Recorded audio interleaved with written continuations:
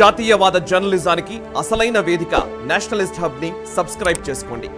Notifications కోసం bell icon పై click చేయండి. నమస్తే, welcome to special live discussion. ఈరోజు మన తెలుగువారి టీవీ పివి నరసింహారావు గారికి భారతరత్న అవార్డుని ప్రకటిస్తూ భారత ప్రభుత్వం నిర్ణయం తీసుకుంది. కేవలం పివి నరసింహారావు గారే కాదు, అంతకుముందు ఈ ఒక 4-5 రోజుల్లో, ఈ వారం 10 రోజుల్లోనే ముఖ్యమైన నాయకులకి భారతరత్న పురస్కారాన్ని ఇవ్వడానికి భారత ప్రభుత్వం నిర్ణయించింది. ఆ ప్రకటన కూడా జారీ అయింది. మొన్ననే మనం చూసాం, సోషలిస్టు ఉద్యమాలలో కీలక పాత్ర వహించినటువంటి బీహార్కు చెందినటువంటి కర్పూరి ఠాకూర్ గారికి భారతరత్న అనౌన్స్ చేశారు. అండ్ అదేవిధంగా అయోధ్య రామాలయాని కోసం తన జీవితాన్ని త్యాగం చేసినటువంటి వ్యక్తి, రామ జన్మభూమి కోసం రథయాత్ర చేసి భారతీయ జనతా పార్టీ ఎదుగుదలలో కీలక భూమిక వహించినటువంటి ఎల్కే అద్వానీ గారికి కూడా భారతరత్నను ప్రకటించారు. అండ్ ఇవాళ పివి నరసింహారావు గారికి భారతరత్నను ప్రకటిస్తూ భారత ప్రభుత్వం నిర్ణయం తీసుకుంది. అండ్ అంతేకాదు ఎంఎస్ స్వామినాథన్ గారికి, అదేవిధంగా ఈరోజు ఇప్పుడు ఆర్ఎల్డీకి సంబంధించి వ్యవస్థాపకులుగా ఉన్నటువంటి చరణ్ సింగ్ గారికి కూడా భారతరత్నను ప్రకటించడం జరిగింది. సరే, ఈ భారతరత్నాల గురించి, మిగతా నాయకుల గురించి మాట్లాడడం ఒక ఎత్తు అయితే, పివి నరసింహారావు గారి గురించి ముఖ్యంగా మన తెలుగు వారందరూ గర్వించేటువంటి వ్యక్తి, భారతదేశపు ఆర్థిక పురోగతిలో స్వతంత్ర భారతం ఆర్థికంగా పరిపుష్టం అవ్వడానికి కీలకమైన సంస్కరణలు చేసినటువంటి ప్రధానమంత్రిగా పివి నరసింహారావు గారు ఖ్యాతి గడించారు. అటువంటి పివి నరసింహారావు గారికి భారతరత్న పురస్కారాన్ని ప్రకటించడం అనేది నిజంగా తెలుగు వారందరికీ గర్వకారణంగా చెప్పుకునే అంశం. అయితే ఈరోజు మనము పివి నరసింహారావు గారి జీవిత విశేషాల గురించి మనం మాట్లాడబోతున్నాము. అండ్ పివి గారి పాత్ర నిజానికి అయోధ్య విషయంలో కావచ్చు, లేకపోతే ఆర్థిక సంస్కరణలకు సంబంధించి కావచ్చు, అండ్ మిగతా అనేక విషయాల్లో పివి నరసింహారావు గారు భారత ప్రధానిగా బాధ్యతలు నిర్వర్తించిన కాలంలో జరిగినటువంటి కొన్ని కీలకమైన విషయాల గురించి కావచ్చు మనం డిస్కస్ చేయబోతున్నాము. అండ్ వీటిలో ఆథెంటిక్గా పివి నరసింహారావు గారి జీవిత చరిత్రని, వారికి సంబంధించినటువంటి ఆయన స్వంత కంప్యూటర్లో ఉన్నటువంటి అనేక డాక్యుమెంట్స్ని పరిశీలించి అధ్యయనం చేసి ఆథెంటిక్ ఇన్ఫర్మేషన్ని కలెక్ట్ చేసి హాఫ్ లయన్ అని వినయ్ సీతాపతి గారు ఒక పుస్తకాన్ని రచించారు. ఆ హాఫ్ లయన్ పుస్తకంలో ఆల్మోస్ట్ పివి నరసింహారావు గారికి సంబంధించినటువంటి అన్ని విషయాలు దాంట్లో ఉంటాయి. ఆ హాఫ్ లయన్ పుస్తకాన్ని తెలుగులోకి అనువదించినటువంటి రచయిత, సీనియర్ పాత్రికేయులు శ్రీ జి వల్లీశ్వర్ గారు ప్రస్తుతం నేషనలిస్ట్ హబ్ స్టూడియోలో ఉన్నారు. అండ్ వారు నా గురువులు and Nationalist hub integrity board member కూడా. అండ్ నమస్కారం వల్లీశ్వర్ సార్. అండ్ అంతేకాదు, కేవలం ఆఫ్లైన్ని తెలుగులోకి తీసుకురావడం మాత్రమే కాదు, ఇంకా చెప్పాలంటే పివి నరసింహారావు గారికి మీడియా సలహాదారుగా ఉన్నటువంటి అప్పటి పివిఆర్కే ప్రసాద్ గారికి చాలా ఆంతరికమైనటువంటి అత్యంత సన్నిహితుల్లో వల్లీశ్వర్ సార్ ఒకరు. అండ్ ప్రధానిగా పివి నరసింహారావు గారు బాధ్యతలు నిర్వర్తిస్తున్న టైంలో వారు స్వయంగా ఢిల్లీలో ఒక పత్రికకి పాత్రికేయులుగా అక్కడ ఉన్నారు, అక్కడ పనిచేశారు, ఢిల్లీ నుంచి రిపోర్ట్ చేశారు. అనేక సందర్భాల్లో పివి నరసింహారావు గారికి ఆయనను అడిగిన ప్రశ్నలకు సంబంధించి కావచ్చు, లేకపోతే మీడియా సమావేశాల్లో వారితో మాట్లాడిన విధానాలు కావచ్చు, ఆ సమయంలోని విషయాల్ని డైరెక్ట్గా రిపోర్ట్ చేసినటువంటి జర్నలిస్టుల్లో తెలుగునాట ఉన్నటువంటి శ్రీ వల్లీశ్వర్ గారు చాలా కీలకమైనటువంటి వ్యక్తి. సో వల్లీశ్వర్ సార్ ఈరోజు ఉన్నారు. పివి గారి గురించి చాలా విషయాలు, మనకు తెలియని అనేక విషయాలు మనం ఈరోజు తెలుసుకోబోతున్నాం. అండ్ ఆర్థిక సంస్కరణలకు సంబంధించి కావచ్చు, అయోధ్య మూవ్మెంట్కి సంబంధించి కావచ్చు, బాబ్రీ కూల్చివేత సమయంలో ప్రధానిగా ఉన్నటువంటి పివి నరసింహారావు గారి గురించి కావచ్చు, కీలకమైన అంశాలు మనతో పంచుకోవడానికి ఆర్థిక రంగ నిపుణులు, అంతర్జాతీయ రంగ నిపుణులు, విశ్లేషకులు మామిడి గిరిధర్ గారు కూడా నేషనలిస్ట్ హబ్ స్టూడియోలో ఉన్నారు. వారితో కూడా మాట్లాడబోతున్నాం. వెల్కమ్ సార్, గిరిధర్ గారు అండ్ వల్లీశ్వర్ సార్. చర్చకు స్వాగతం. ముందుగా వల్లీశ్వర్ సార్, ఫస్ట్ భారతరత్నగా నేను మన టైటిల్ కూడా మన నరసింహం భారతరత్నం అని పెట్టాను. నరసింహుడు అని మీరు తెలుగులో టైటిల్ పెట్టారు, హాఫ్ లయన్ ని నరసింహుడు అన్నారు. సో నాకు అప్పుడు మీతో మాట్లాడిన రోజులు నాకు గుర్తున్నాయి. యాక్చువల్లీ నరసింహం, ఈ రెంటికి ఒక లింక్ కూడా ఉందని ఆ వినయ్ సీతాపతి గారు ఎక్స్ప్లెనేషన్ కానీ మీరు రాసిన విధానంగానే నాకు గుర్తుంది. ఒకసారి మీ నుంచి వినాలనే నేను అనుకుంటున్నాను. మన నరసింహం భారతరత్నం, ఈ టైటిల్కి సంబంధించి లేదా నరసింహుడికి సంబంధించి కొన్ని వాక్యాలు మాతో పంచుకుంటారా ఫస్ట్? ఆయన పివి నరసింహారావు గారు చాలామంది దృష్టిలో ఇప్పటికీ ఆయన ఒక సాధువు. సాధు అంటే ఏదో గోమాతలాగా చాలా సాధు నాయకుడు అని చాలామందికి అలా కనిపించాడు ఆయన. కొంతమంది పెద్ద పెద్ద పెత్తందారీ వర్గాల నేపథ్యం ఉన్నటువంటి నాయకులు కూడా పివి నరసింహారావు గారు ముఖ్యమంత్రి పదవి పోయిన తర్వాత ఆయన పట్ల అలా వ్యవహరించారు. వాళ్ళలో మాజీ ముఖ్యమంత్రులు కూడా ఉన్నారు. కానీ వాళ్ళందరికీ ఆయన సామాన్య నరుడు కాదు, ఈయన ఒక సింహం అన్న సంగతి క్రమంగా అర్థమయ్యేలా చేశారు ఆయన. ఒక సంఘటన నాకు తెలుసు. ఒక ముఖ్యమంత్రి గారు, ఒక మాజీ ముఖ్యమంత్రి గారు, ఆయన కేంద్రంలో ఒక మంత్రిగా ఉన్నాడు, ఇక్కడ మాజీ ముఖ్యమంత్రి కేంద్రంలో మంత్రిగా ఉన్నాడు. ఆ సమయంలో ఈయన అధికారంలో లేరు. ఈయన ఒకసారి చూడడానికి వెళ్ళారు. ఆయన వెళ్తే ఆయన చాలాసేపు వెయిట్ చేయించారు. ఎవరో చెప్పారు పంతులు గారు వెయిట్ చేస్తున్నారని. ఆయన ఉంటారులే కంగారు లేదు. అది ఎలాగో ఈయన విన్నారు. ఈయన పక్కన ఉన్న వ్యక్తి నాకు చెప్పింది చెప్తున్నాను ఇప్పుడు. తర్వాత మళ్ళీ ఆయనకి అవకాశం వచ్చింది. ఈయన వాళ్ళకి ఎలా లెసన్ చెప్పారో అలా లెసన్ చెప్పారు. అంటే కేవలం ఆయన ఏదో తక్కువ మాట్లాడతాడనో లేదా పురాణాల్లోంచి కోట్ చేసి చెప్తాడనో భగవద్గీత వాక్యాలు చెప్తాడనో ఆయన ఒక సాధు నాయకుడిగా చూశారు. కానీ ఆయన వెనకాల లౌక్యం, పరిణతి చెందిన లౌక్యం కలిగినట్టు నాయకుడు ఉన్నాడు అన్న విషయం క్రమంగా స్లోగా అర్థం చేసుకున్నారు. కమ్యూనిస్ట్ పార్టీలు చాలా పెద్ద ఎత్తున ఈయన సంస్కరణలు వ్యతిరేకించాయి, కేకలేసాయి, దేశమంతా అరిచాయి. మరి వామపక్షాలకి గొంతు చాలా పెద్దది కదా, వాళ్ళు చాలా గట్టిగా కేక, పార్లమెంట్లో బయట కూడా. ఏమిటి అది వాళ్ళంటే, ఈ సంస్కరణల వల్ల తిరిగి మళ్ళీ విదేశీ పాలన వచ్చేస్తుంది దేశంలోకి అని ఒకటి, దీని గురించి మాట్లాడతాను అని పెద్దగా పార్లమెంట్లో బయట కేకలు పెట్టారు. పివి నరసింహారావు ఏం చెప్పారంటే, ఆయన ఎక్కడా ప్రస్తుతం మాట్లాడాల. ఆయన యొక్క మెచ్యూరిటీ ఏంటంటే, ప్రైమ్ మినిస్టర్ ఉన్నంతకాలం ఆయన ఏదైనా స్పెసిఫిక్గా ఏదో బీబీసీ లాంటి వాళ్ళకి ఇవ్వాల్సి వస్తే ఏంటో తప్ప, except one press conference at the end of his first 1 year official press conference. ఇంకా అఫీషియల్గా ప్రైమ్ మినిస్టర్గా ఆయన ఎప్పుడు ఎక్కడ మీడియాతో మాట్లాడలేదు ఇండియాలో. ఓకే, ఎందుకని మీడియాను దూరంగా పెట్టాడైనా తర్వాత చెప్తాను మీకు. సో ఇప్పుడు కమింగ్ టు దిస్, ఆయన ఏం చెప్పాడంటే, ఓకే వాళ్ళంతా కొంతమంది కేకలు పెడుతున్నారు, ఈస్ట్ ఇండియా కంపెనీ వచ్చేసినప్పుడు ఈ దేశంలోకి వెనకాల బ్రిటిష్ వాళ్ళు వచ్చారు, ఈ దేశాన్ని దోచేశారు, ఈ దేశాన్నంత పాలన వాళ్ళే హస్తగతం చేసుకున్నారు అని.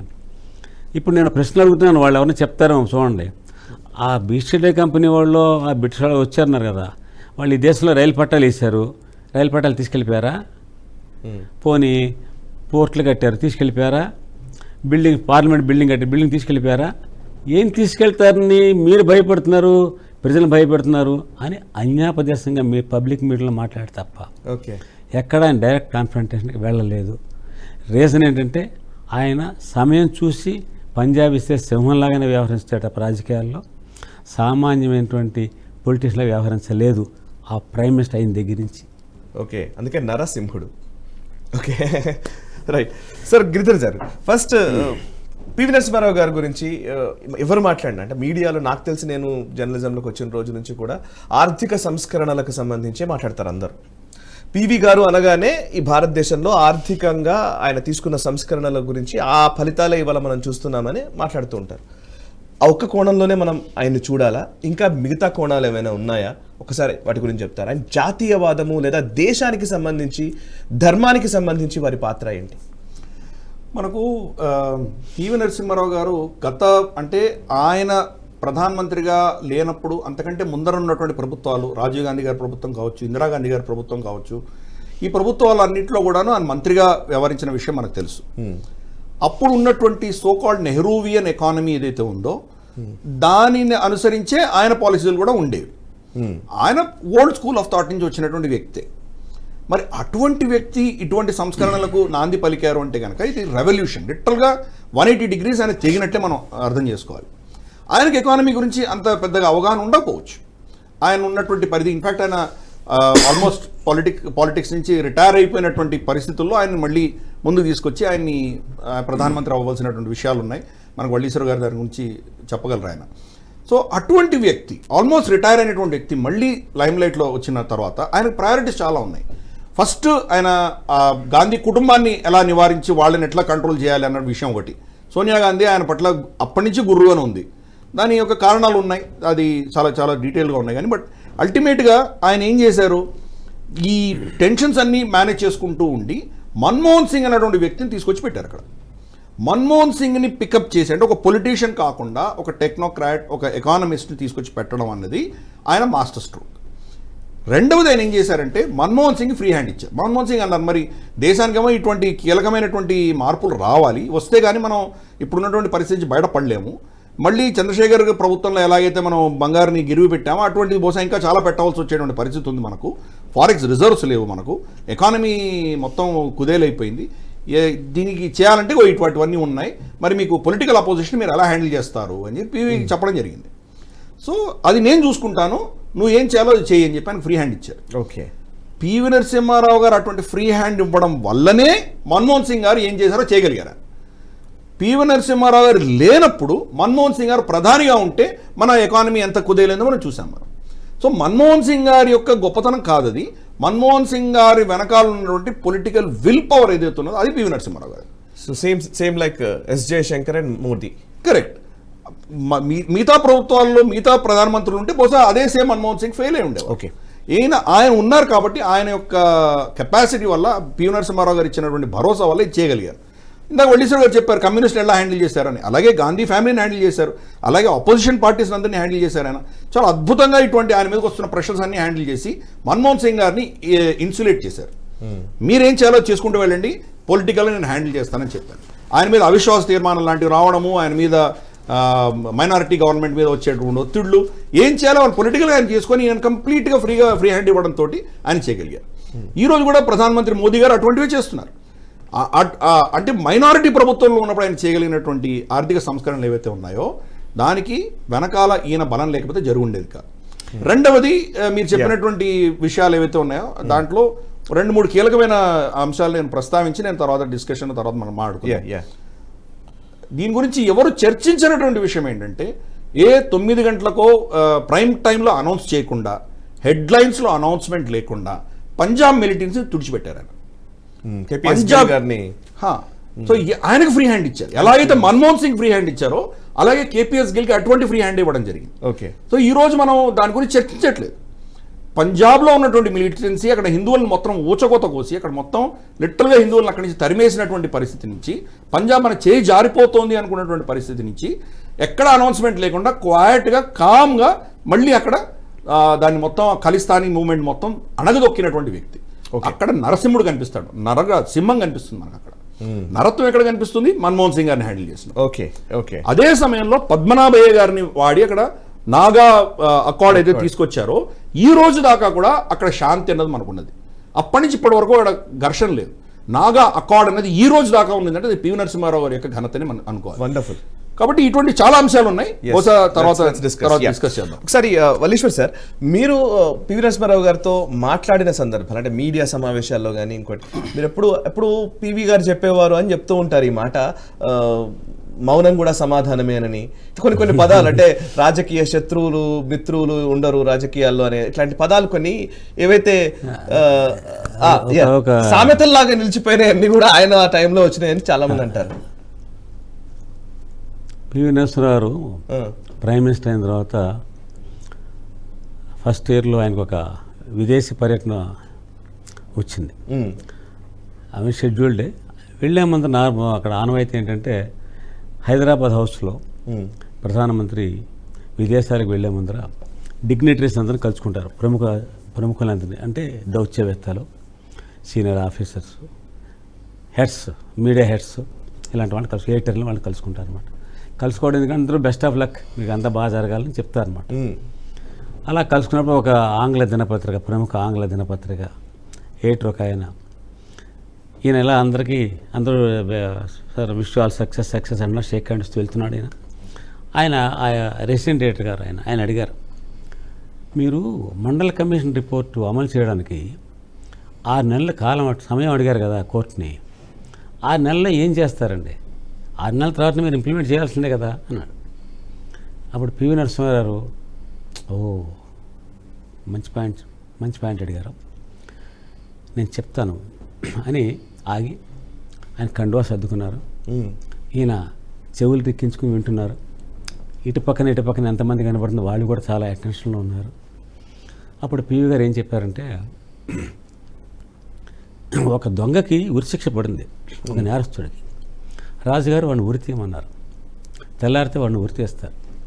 ఆ సాయంత్రం వాడు ఏం చేశాడంటే, రాజుగారు కబురు చేశాడు, రాజా నాకు 6 నెలలు టైం ఇస్తే నేను మీకు ఎగిరే గుర్రం తయారు చేసి పెడతాను, నాకు ఇది మా వంశపారంపర్యంగా వస్తున్న గొప్ప కళ ఇది అని చెప్పాడు. రాజుగారు వెంటనే వాడిని పిలిపించి, నిజమేరా, నిజంగా ఎలా చేస్తారా, అంత చెప్పకూడదని మంత్రశక్తి అండి రాజా అది. 6 నెలల్లో నిజంగా 6 నెలలు చేసేస్తాను, అయితే ఉరిశిక్ష వాయిదా వేయండి 6 నెలలు అన్నారు. వీడు జైల్లోకి వచ్చేసాడు. వాడు తోటి ఖైదీ అడిగాడు, ఇప్పుడు వీరు అడిగినట్టే 6 నెలల్లో నువ్వు ఎగిరెగురి ఏం చేస్తావురా నువ్వు అన్నాడు. వాడు ఏం చెప్పాడంటే, 6 నెలల్లో ఈ రాజు పోవచ్చు, తుఫాన్లు రావచ్చు, అసలు ఎగిరెగురే తయారు చేయనువచ్చు, ఎవడు చూడొచ్చాడురా, పడుకో హాయిగా తిని అన్నాడు. ఏమో గుర్రం ఎగరావచ్చు లాస్ట్కి. సో ఇది పివి నరసింహారావు యొక్క స్టైల్ ఆఫ్ ఫంక్షనింగ్ అది. ఆయన ఆంధ్రప్రదేశ్ ముఖ్యమంత్రిగా ఉన్నప్పుడు కొన్ని అనుభవాలు ఆయనకి చాలా, అవి ఎలాంటి అనుభవాలు అంటే రిఫార్మ్స్, ల్యాండ్ రిఫార్మ్స్ తీసుకురావడం వచ్చినప్పుడు కొన్ని భూస్వామ్య వర్గాలు వెనకాల నుండి ఉద్యమాన్ని నడిపించాయి. అప్పుడు తను ఏ మాట మాట్లాడినా, ఎవరితో ఏది మాట్లాడినా సర్క్యులేషన్కి వెళ్ళిపోయేది. అది ఆయనకు బాగా అనుభవం అయింది. ఢిల్లీ వెళ్ళిన తర్వాత ఆయన మాట్లాడి తగ్గించుకున్నారు మీడియాతోటి. ఎవరన్నా ఒకళ్ళైతే సెలెక్ట్ మీడియా ఫ్రెండ్స్ ఉంటే తప్ప, అది సంజయ్ బారు, కళ్యాణి, శంకర్ అలాగా ఎవరితోటి ఆయన మాట్లాడటం లేదు. ఇప్పుడు కూడా ఆయన ప్రైమ్ మినిస్టర్గా ఉన్నంత కాలంలో ఆయన ఇదే మెయింటైన్ చేశారు. ఈ ఎగిరే గుర్రం ఎగ్జాంపుల్ ఆయన ఎలా పనిచేశారో అన్న దానికి. ఆయన రిఫార్మ్స్ పార్లమెంట్లో ప్రవేశపెట్టినప్పుడు ఆయన వాటి గురించి మాట్లాడాల. అక్కడ ఒక మన్మోహన్ సింగ్ గారు మాట్లాడారు, ఇంకొక లేబర్ మినిస్టర్ గారు ప్రవేశపెట్టారు. కానీ ప్రాబ్లం అయితే వచ్చింది. ఇందాక గిరిధర్ గారు మాట చెప్పారు, మన్మోహన్ సింగ్ గారు పొలిటీషియన్ కాదు, కాకపోవటం వల్ల ప్రాబ్లం వచ్చి మన్మోహన్ సింగ్ రాజీనామా చేశారు. ఆయన ఆర్థిక మంత్రిగా రాజీనామా చేస్తున్నాను చేసి ఇంటికి వెళ్ళిపోయారు. ఆయన రాజీనామా లేక పంపించి ప్రైమ్ మినిస్టర్కి. ఆయన ఇది బయటకు వచ్చేసిన న్యూస్. ఆయన ఇంటికి వెళ్ళి కూర్చున్నారు. ఏం చేయాలి ఇప్పుడు? మీకు దీనికి సామ్యం ఒకటి చెప్తాను. ఆంధ్రప్రదేశ్లో, అవిభక్త ఆంధ్రప్రదేశ్లో ముఖ్యమంత్రి ఎన్ జనార్దన్ రెడ్డి ఉన్నారు. ఆయన 12 మెడికల్ కాలేజీలు పర్మిట్ చేశాడు. ఓకే, సంతకం పెట్టేశాడు. ఒక్కొక్క పలానా రెడ్డి గారికి, పలానా చౌదరి గారు అంతా తెలవగాలు ఇచ్చేశారు కాలేజీలో. దీని మీద కోర్టుకి వెళ్ళారు.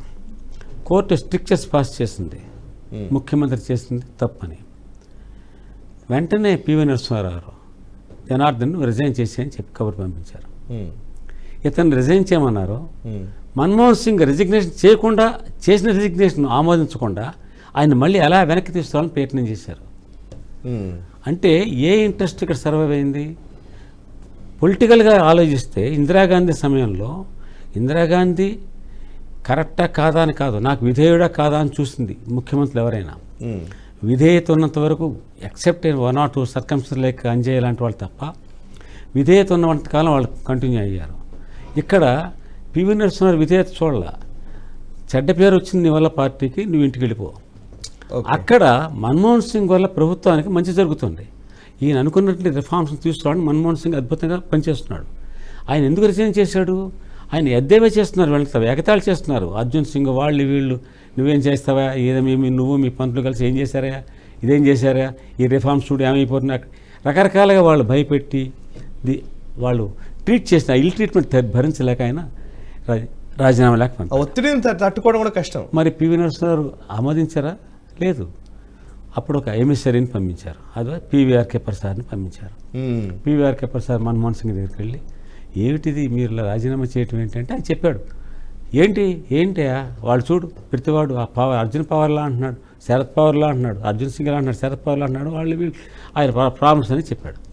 ఇవన్నీ కరెక్టే, కానీ ఏ లక్ష్యంతో అయితే మిమ్మల్ని ఆయన కేంద్రంలో మంత్రిగా తీసుకున్నారో, ఏ ప్రయోజనం ఆశించి దేశానికి మీరు ఉండాలని కోరుకుంటున్నారో మీరు వదిలేసి వెళ్ళిపోతున్నారు. మీకు ప్రజలు ముఖ్యమా, దేశం ముఖ్యమా, ఈ ఒక్కళ్ళతో కామెంట్ చేసేవాళ్ళు ముఖ్యమా? ప్రైమ్ మినిస్టర్ మీకు చెప్పమన్నారు, వాళ్ళ సంగతి నేను చూసుకుంటాను. మీరు వాటికి రియాక్ట్ అయ్యి రివార్డ్స్ వదిలేయటం బాధ్యతారాహిత్యం. If you are a patriot stand by your oath, come back. PV Narasimha అలా గంట సేపు మాట్లాడాక మన్మోహన్ సింగ్ గారు మనసు మార్చుకున్నాడు. ఆయన మళ్ళా ఉపసంహరించుకున్నాడు తన రాజీనామా లేఖని, కంటిన్యూ అయ్యాడు మంత్రిగా. ఇందులో పివి నరసింహ యొక్క maturity in his political approach మనకు కనిపిస్తుంది. ఈ రెండే సంఘటన ఎందుకు చెప్పారంటే, ఒక రాజీనామా చేయించాడు ఒకటి చేత, రాజీనామా చేసిన వాడిని కాదు నువ్వు ఉండాలన్నాడు. ఓకే, కానీ పివి గారికి అయోధ్య గురించి బాబ్రీ కట్టడం కూలిపోయిన సందర్భంలో ఆయన మౌనం వహించడము, ఆయన అసలు పూజలో నిమగ్నమైపోయారు. సో అని ఇప్పటికీ అంటే బేసికల్లీ దాన్ని నెగటివ్గా ఆయన పైన నిజానికి కాంగ్రెస్ పార్టీలోనే విపరీతమైన విమర్శలు. అండ్ ఒకనొక సందర్భంలో అయితే సోనియా గాంధీ గారు తన ప్రచారంలో భాగంగా గాంధీ కుటుంబం కనుక ప్రభుత్వంలో ఉండి ఉంటే, ముఖ్యంగా ప్రధానమంత్రి పొజిషన్లో గాంధీ కుటుంబం ఉంటే బాబ్రీ కట్టడం కూలేది కాదు అని ఒక స్టేట్మెంట్ కూడా ఇచ్చింది ఆవిడ ఎలక్షన్ ప్రచారంలో భాగంగా. పీవీని డైరెక్ట్ గానే ఆమె విమర్శించింది. రాహుల్ గాంధీ కూడా అన్నాడు కదా, రాహుల్ గాంధీ కూడా అన్నారు. సో అంటే నిజంగా ఆ టైంలో ఏం జరిగింది సార్? బీబీసీలో ప్రోగ్రామ్ చేసింది. అందులో ఒక కుర్రాడి చేత ప్రశ్న వేయించారు ప్రధానమంత్రి పివి నరసింహ గారికి. ఏమనంటే, బాబ్రీ మసీదు రోజు సంఘటన జరిగిన బాబ్రీ మసీద్ పేరత్త డిసెంబర్ 6వ తేదీ ఉదయం 9 గంటల నుంచి సాయంత్రం 4 గంటల దాకా మీరు ఏం చేశారు అని అడిగారు. మీరు ఏం చేస్తూ ఉన్నారు అని అడిగారు ప్రైమ్ మినిస్టర్ కదా. ఆయనకి ప్రశ్న అర్థమైంది, ప్రశ్న డైరెక్ట్గా మసీదు మీద వేయలే. కానీ బట్ ఆయన మెచ్యూర్డ్ పొలిటీషియన్ అప్పటికి. నేను మీలాగా టీవీలో వచ్చి బీబీసీలో వచ్చే వార్తలు చూస్తున్నాను, ఇంకా రేడియో వింటున్నాను, నేను టీవీలో న్యూస్ వేస్తున్నారు చూస్తున్నాను, నేను భోజనం చేశాను ఇంకేదో. బట్ దీనికి రెలవెంట్గా ఒక విషయం తీసుకున్నారు ఆయన. ప్రశ్న కూడా వచ్చింది, ఆ ప్రశ్న కూడా వచ్చింది. కళ్యాణ్ సింగ్, ముఖ్యమంత్రి కళ్యాణ్ సింగ్, ఈయన అద్వానీ గారు, వీళ్ళ నాయకులంతా వచ్చి నా దగ్గరకు వచ్చి, ఏమీ జరగదు, అంతా ప్రశాంతంగా జరుగుతుంది, మీరు మమ్మల్ని నమ్మండి, కర్షకులు వస్తారు వచ్చి అంతా అక్కడ ప్రార్థన చేసి వెళ్ళిపోతారు, nothing will happen, will take care of అని నాకు ఒక అండర్టేకింగ్ ఇచ్చిన తర్వాత, ఈ నాయకుల్ని మిమ్మల్ని నేను నమ్మను కాబట్టి నా ప్రభుత్వం రాష్ట్రపతి పాలన విధిస్తుంది, లేకపోతే పెద్ద ఫోర్స్ తెచ్చి పెడుతుంది అని నేను చెప్పగలనా? ఆ నాయకులకు స్టేచర్ చూడాలి కదా, బాధ్యత కలిగిన వ్యక్తులు చెప్పారు కదా, దానికి విలువ ఇవ్వకూడదా? ఇవ్వడం మానేసి నేను ఫోర్స్ని తీసుకొచ్చి పెట్టుంటే అప్పుడేమనేవారు మీరు? నేను రాష్ట్రపతి వాళ్ళు విధిస్తాను అప్పుడేమనేవారు మీరు? ఇది చాలా సున్నితమైన అంశం. ఇది బయట నుంచి కామెంట్ చేయడం తేలిక, కానీ వాళ్ళ మీద విశ్వాసంతో మా ప్రభుత్వం నిరీక్షించింది. Things went out of control. ఇప్పుడు నేను కాక ఆ పొజిషన్లో ఎవరు ఉన్నప్పటికీ ఇందుకు విరుద్ధంగా చేస్తారని అనుకున్నాను. లేదంటే తిరస్కరించాలి, వాళ్ళు వచ్చి మేము సేవ చేస్తామంటే నో, నేను పర్మిషన్ ఇవ్వను. ఒక ప్రజాస్వామ్య ప్రదేశంలో, రాజ్యంలో ఒక ప్రధానమంత్రి నీకు పర్మిషన్ ఇవ్వను మీరు ఊరేగింపు వెళ్ళడానికి, మీరు ర్యాలీ చేయడానికి అంటారా? అప్పుడే ఉంటారు మళ్ళా ప్రజాస్వామ్య విలువల గురించి మాట్లాడతారు. ఆయన చాలా తక్కువ, నేను చెప్పిన ఇంత వివరంగా చెప్పాలా, తక్కువ పదాలు మాట్లాడారు. బట్ బీబీసీ ఇంటర్వ్యూలో చాలా స్పష్టంగా ఉంది, క్లియర్గా ఉంది. ఆయన చాలా రెస్పాన్సిబుల్గా తను ఏదైతే న్యాయం అని అనుకున్నారో ఆ ప్రకారంగా ఆయన ప్రవర్తించారు. తప్పు జరిగింది తర్వాత చేయాలని చేశారు.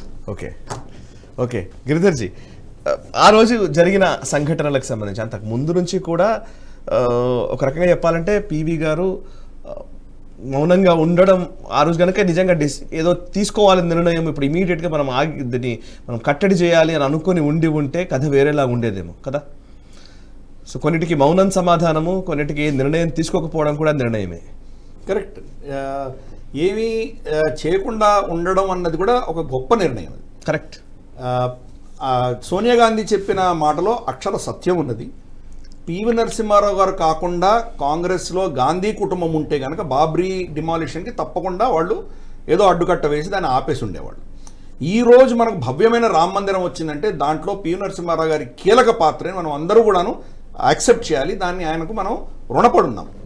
ఆయన నిర్ణయం తీసుకోకపోవడం అన్నటువంటి నిర్ణయం తీసుకోవడం వల్ల బాబ్రీ మసీద్ కూలిపోయింది.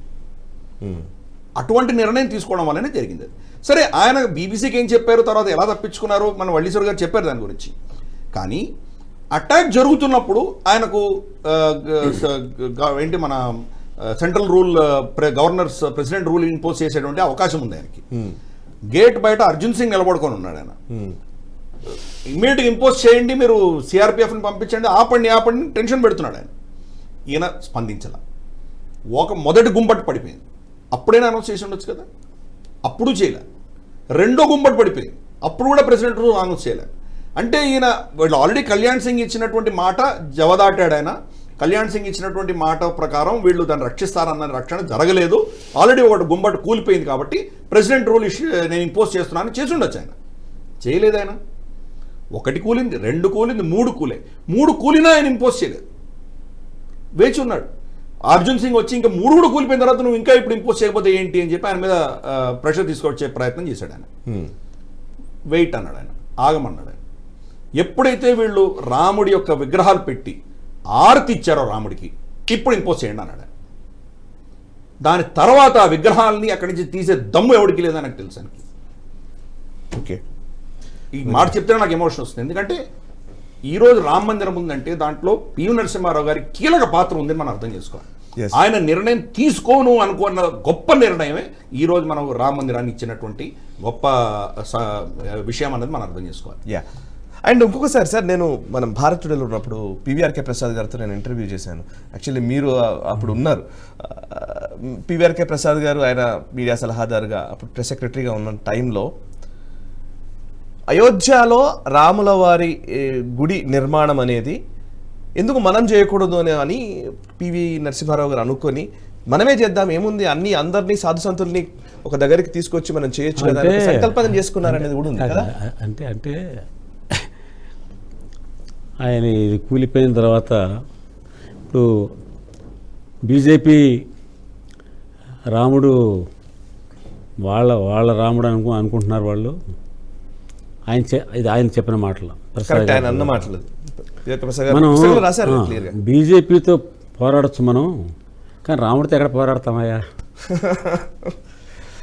ఇంకా ఆయన ఉద్దేశం ఏంటంటే రాముడు రాముడే. ఈ పార్టీలు వ్యవహారం పక్కన పెడితే ఈ దేశంలో కోట్ల మంది ప్రజలు ఆరాధించేది రాముడు. ఆదర్శ పాలన అంటే రాముడు, ఆదర్శ దాంపత్యం అంటే రాముడు, ఒక నిజాయితీ అంటే రాముడు, మాట మీద నిలబట్టాడు, ధర్మనిష్ట, ఇవన్నీ ఆల్ దీస్ థింగ్స్.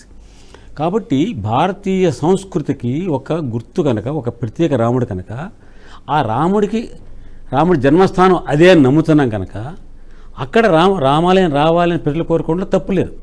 కానీ ఇది పొలిటికల్గా అయిపోయి రాముడు ఏదో మా పార్టీ అని వాళ్ళు అనుకుని, కాదు వాళ్ళకి ఇవ్వకూడదని వీళ్ళని, ఇవన్నీ కాదని ఆయన ఏం చేశారంటే పొలిటికల్గా దీనికి ఒక సొల్యూషన్ ఏంటంటే బయటికి తెలియకుండా జరగాలి. ఆయన చేసినటువంటి ఒక చాణక్య నీతి అనండి, ఇది అద్భుతమైన ప్రక్రియ. అది సులభం కాదు. ఇంత పెద్ద దేశంలో, అంటే ఇంత పెద్ద ప్రజాస్వామ్యంలో ఎన్ని పార్టీలు, ఎన్ని రకాల వర్గాలు, ప్రతివాడు ప్రతి రాష్ట్రంలోనూ అనేక మంది నాయకులు ఉన్న చోట ఎవరికీ తెలియకుండా ఒక ఆపరేషన్ చేశారు. ఆ ఆపరేషన్ ఏంటంటే ధర్మాచారులందరినీ ఒక వేదిక మీద తీసుకొచ్చి ఒక రామ జన్మభూమి ట్రస్ట్ ఒకటి ఏర్పాటు చేయాలి. ఈ ట్రస్ట్కి మనం ఆ భూమిని అప్పగిస్తాం. ఈయన ప్లాన్ ఏంటంటే వేరే మాస్కు సంబంధించి వాళ్ళకి వేరే ల్యాండ్ ఇస్తాం, ఏదో వాళ్ళు సాటిస్ఫై చేస్తాము. రామ జన్మభూమి మాత్రం ఎక్కడైతే రామలల్లాలు వచ్చేసాయో అక్కడ రామ జన్మభూమి ట్రస్ట్ ద్వారా సహాయంతో మనం నిర్మాణం చేస్తాం. ఇది పొలిటికల్గా చేయకూడదు కనుక పార్టీ చేయదు, గవర్నమెంట్ చేయదు, కానీ ఒక ట్రస్ట్. ఈ ట్రస్ట్కి ఎవరు ఉండాలి అంటే నమ్మదగిన వాళ్ళు ఉండాలి. వాళ్ళు ఎలాంటి వాళ్ళే ఉండాలి, వాళ్ళని ప్రజలు భారతదేశం అందరూ యాక్సెప్ట్ చేసే వాళ్ళే ఉండాలి. అలాగా ఆలోచించి ఆయన శృంగేరి పీఠాపతి దగ్గర నుంచి, కంచి పీఠాపతి దగ్గర నుంచి, అక్కడ హనుమాన్ గడి, అక్కడ ఉండే లోకల్ హనుమాన్ గడి మహంతు దగ్గర సహా అఖాడాలు మొత్తం దేశం అందరినీ దేశంలో అన్ని వర్గాలని, అంటే హిందూ ధర్మంలోతో ముడిపడి ఉన్నటువంటి అన్ని సాంప్రదాయాల వాళ్ళని కూడా కలుపుతూ ఈ యొక్క ట్రస్ట్ ఏర్పాటు చేశారు. ఇది ఏర్పాటు చేయడం కోసమని ఒక తిరిగినటువంటి వ్యక్తి పివిఆర్కే ప్రసాద్. ఆయన ఎక్కడికి వెళ్తున్నాడో ఎవరికి తెలియదు. ఆఫీస్లో వారం రోజులు ఉంటే వారం రోజులు ఉండేవాడు కాదు. ఆయన మరి అన్ని చోట్లకి వెళ్ళాలంటే ఎలాగా? అందుకని మధ్యప్రదేశ్లో వెళ్ళాలనుకోండి, మధ్యప్రదేశ్ ముఖ్యమంత్రి ఆయన దిగ్విజయ్ సింగ్ తీసుకెళ్ళిపోయాడు. ఆయన అచ్చా అధికారికంగా ఉంటాయి కానీ అప్పుడు హెలికాప్టర్ ఉండదు. హెలికాప్టర్ ఉంటుంది కదా, అలాగే ఎక్కడ వీలైతే అక్కడ వెళ్తే అక్కడ లోకల్ చీఫ్ మినిస్టర్ లేదా యూనియన్ మినిస్టర్తోనూ ఇలా టైప్ చేసుకుని వెళ్ళేది. ఎందుకు వెళ్తున్నాడు చెప్పేది కాదు, వెళ్ళేది వాళ్ళతో వీళ్ళతో అలా మాట్లాడి ఇది 93, 94 2 సంవత్సరాలు పట్టింది పూర్తిగా 2 సంవత్సరాల పాటు ఈయన పివిఆర్కే ప్రసాద్ గారు తిరిగి వాళ్ళందరూ ఒప్పించి ట్రస్ట్ ఏర్పాటు చేశారు. ట్రస్ట్ రిజిస్టర్ చేశారు. రిజిస్టర్డ్ డీడ్ ఉంది ఇప్పటికీ. ఓకే. ఆ ట్రస్ట్కి అప్పగించడానికి భారతదేశ ప్రజలు ఎవరు అభ్యంతరం పెట్టరు, ఎందుకంటే అందరూ ధర్మాచారులు ఉన్నారు కాబట్టి. అది ఖచ్చితంగా 94లో దీన్ని ఈ ట్రస్ట్ అప్పగించేద్దాం ఈ భూమి అని పివి నరసింహారావు నిర్ణయించారు ప్రధానమంత్రిగా. కానీ ఆ చివరికి వచ్చేసరికి 94 చివరికి వచ్చేసరికి ట్రస్ట్ ఏర్పడిన తర్వాత ఇంకా 4-5 నెలల్లో రకరకాల రాజకీయ పరిణామాలు, తమిళనాడు నుంచి చాలా ఒత్తిడి వచ్చేస్తుంది. కాంగ్రెస్ పార్టీకి జయలలితకి సయోధ్య లేదు. జయలలితను ఏమైనా సరే మన జయలలిత మన టైప్ ఉండకూడదు, మనం పోటీ చేయాలి విడిగా అని మోపనార్ వర్గం అంతా ఒత్తిడి తెస్తున్నారు. ఈ పరిస్థితుల్లో ఆయన కొంచెం 4 రోజులు ఆదాం ఎప్పుడైతే ఇది పరిస్థితి సాగింది, ఎలా సాగి 95 చివరి సాగి 96 వచ్చేసింది. ఎన్నికల టైం వచ్చేసరికి సరే ఎలాగ మళ్ళీ మనమే వస్తాం కదా, ఎన్నికలు అయిన తర్వాత మనం టేకప్ చేద్దాం, ఈ ట్రస్ట్ ద్వారా నిర్మాణం చేద్దాం అంటున్నారు. సో 95లో జరిగింది ఇది. కానీ ఆ ట్రస్ట్ ఇప్పటికే అలా డీడ్ అలాగే ఉండిపోయింది, అది అమలు జరగల. ఆయన అధికారంలోకి మళ్ళీ వచ్చి ఉంటే ఖచ్చితంగా ఆయన ఇంప్లిమెంట్ చేయాలని నిర్ణయించుకున్నారు. అందుకని ఆయన రామభక్తిని మనం శంకించనక్కర్లేదు, ఆయన దేశభక్తిని శంకించనక్కర్లేదు. కానీ పరిస్థితులు ఇప్పుడు జరగాలని ఉంది కాబట్టి అప్పుడు జరగలేదు. రాముడు వనవాసానికి వెళ్ళే ముందర లక్ష్మణుడు వచ్చి చెప్తాడు, అన్నయ్య నువ్వు ఎవడు నిన్ను వెళ్ళమన్నాడు వనవాసానికి, ఎక్కువ సింహాసనం ఎవడొస్తాడో చూస్తాను, ఎవడొచ్చినా అడ్డం కొనబడి జైల్లో పెట్టేస్తాను, నరికేస్తాను, ఎక్కువ అంటాడు. అప్పుడు రాముడు ఏం చెప్పాడంటే ఈ మాట చెప్పాడు. బహుశా ఈ ఫిలాసఫీ ఆయన బాగా వంట పట్టించుకుంటారు. సుఖ దుఃఖి భయక్రోధో లాభాలాభో భవాభవో యచ్చ కించిత్ తథాభూతం నన్ను దైవస్య కర్మతత్.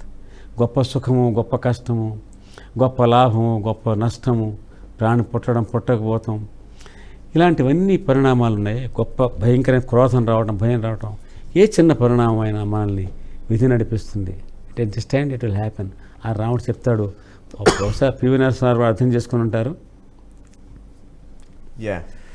కానీ నిజంగా పివి గారు అనుకున్న దానికి ఆయన వారి పట్ల విమర్శలు, ఆరోపణలు, వారిని నిజానికి చెప్పాలంటే వారి నిష్క్రమణ కూడా భౌతికంగా కొంచెం చాలా విషాదకరంగానే జరిగింది. దీన్ని అసలు ఖచ్చితంగా మనం మాట్లాడాలేమో. ఈవెన్ హాఫ్ లైన్లో మీరు ఈ పుస్తకంలో కూడా చాలా స్పష్టంగా రాసి ఉంటుంది, ఆయన పార్థివ దేహాన్ని కనీసం కాంగ్రెస్ పార్టీ కార్యాలయంలో కూడా తీసుకెళ్ళలేని పరిస్థితి. తాళం వేస్తుంది. తాళం తీయమని అడిగితే కూడా అందులో చాలా స్పష్టంగా రాస్తారు. తాళం వేసి ఉంది అనే దానికంటే తాళం వేశారు అనడం. వేశారు మేడం ఇష్టం లేదు అని చెప్పిన సందర్భం కూడా ఉంది. వేసినా వేయబడి ఉంటుంది ఆ టైంకి. అది ఒకసారి చెప్తారా సార్ ఏం జరిగింది? అదే ఈవెన్ మీరు రాజశేఖర రెడ్డి గారికి కూడా పిఆర్ఓగా పనిచేశారు కదా మీరు, మీడియా సలహాదారుగా. సో రాజశేఖర రెడ్డి గారు అప్పుడు ముఖ్యమంత్రి. రాజశేఖర రెడ్డి గారు చాలా ఆయనకి అప్పుడు మీరు ఏపీ మీడియా సలహాదారుగా ఉన్నారా సీఎంకి? సీఎం పిఆర్ఓగా. పీవీఆర్ గారు చనిపోయినప్పుడు దానికి ఒకసారి అప్పటి చనిపోవడానికి ముందు ఒక ఇన్సిడెంట్ చెప్తాను నేను. 2004 సెప్టెంబర్ అక్టోబర్లో నేను రాజశేఖర రెడ్డి గారికి చెప్పాను, సార్ మీరు ఒకసారి ఢిల్లీ వెళ్ళి పీవీ గారిని చూసిస్తే బాగుంటుందని. దానికి కారణం ఉంది. ఢిల్లీలో ఈయన రాజశేఖర రెడ్డి గారికి పివి నరసింహారావు ప్రైమ్ మినిస్టర్గా ఉన్నప్పుడు ఆయన దగ్గర వెళ్ళడానికి వీలైన పరిస్థితి కల్పించారు కోట్ల విజయభాస్కర్ రెడ్డి గారి వర్గం. అప్పుడు ఆంధ్ర అఫైర్స్ కృష్ణమూర్తి గారు చూస్తుండేవారు. ఆ కృష్ణమూర్తి గారికి ఈయన ఎన్నిసార్లు ఫోన్ చేసినా ఈయనకి అవకాశం ఇవ్వలేదు. కృష్ణమూర్తి గారు బిజీగా ఉన్నారు ప్రైమ్ మినిస్టర్ అని. అలాంటి సమయంలో రాజశేఖర రెడ్డి గారు నాకు ఒకరోజు ఫోన్ చేసి అర్జెంటుగా మాట్లాడాలన్నారు. ఆయన కలిసి ఏం చెప్తారంటే, నేను పివి నరసింహారావుని కలవాలని ట్రై చేసిన ప్రైమ్ మినిస్టర్ని, నాకు ఈ రకరకాల కారణాల ప్రతిబంధకాలు వచ్చాయి, నన్ను కలవనివ్వట్లేదు, ఒకసారి పీవీఆర్కే ప్రసాద్ గారితో మాట్లాడతాను చెప్పమన్నారు. నేను అడుగుతానండి, కానీ ఆయన నాకు తెలుసు ఆయన ఈ రాజకీయాలు ఇవి ఎంటర్టైన్ చేయరు, పొలిటికల్ యాక్టివ్. సరే అడగమన్నారు. నేను ఆయన అడిగాను, మధ్యాహ్నం అడిగితే ఆయన చెప్పారు నేను చూడలేదు, కృష్ణమూర్తి చూస్తున్నాను. బట్ అలా కాదు, విషయం ఇదంతా ఇది కాబట్టి మీరు ఒక 5 నిమిషాలు ఇస్తే ఆయన సరే అన్నారు. ఈయన రాజశేఖర రెడ్డి వెళ్ళి ఆయన కలుసుకుని 5 నిమిషాల సేపు అంతా ఎక్స్ప్లెయిన్ చేశారు. ఇది విజయభాస్కర్ రెడ్డి చీఫ్ మినిస్టర్ కాక ముందు విషయం అన్నమాట. ఆయన మాట్లాడారు, రాజశేఖర రెడ్డి గారు పిఎం చెప్పారు, పిఎం టైం ఇచ్చారు. రాజశేఖర రెడ్డి గారు వెళ్ళి పిఎంతో 40-45 మినిట్స్ మాట్లాడారు. రాజశేఖర రెడ్డి గారు అంతా విని ఆయన చెప్పాలని ఆయనకి చెప్పాడు.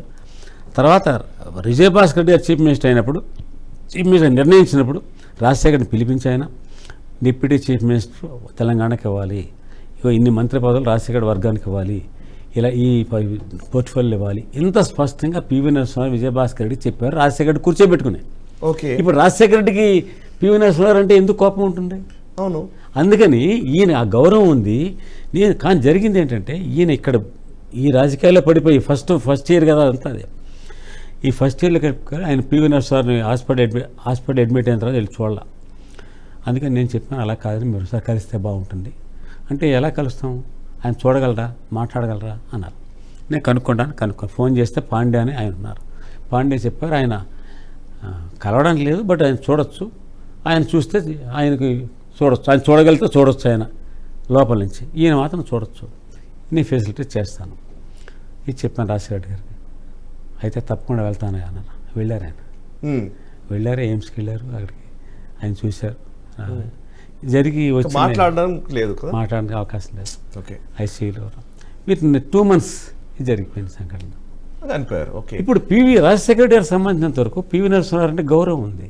ఓకే, ఇంకొక సంఘటన, అది ఒక గొప్ప సంఘటన. అది రాజశేఖర రెడ్డి ఎందుకు లాయల్గా ఉండాలి, పివి నరసింహారావు ఉండి తీరుతాడు ఆయన.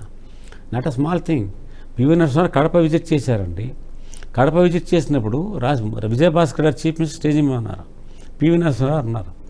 ఉన్నప్పుడు కొంతమంది కార్యకర్తలు విజయభాస్కర్ రెడ్డి మాట్లాడుతుంటే చెప్పులు విసిరారు.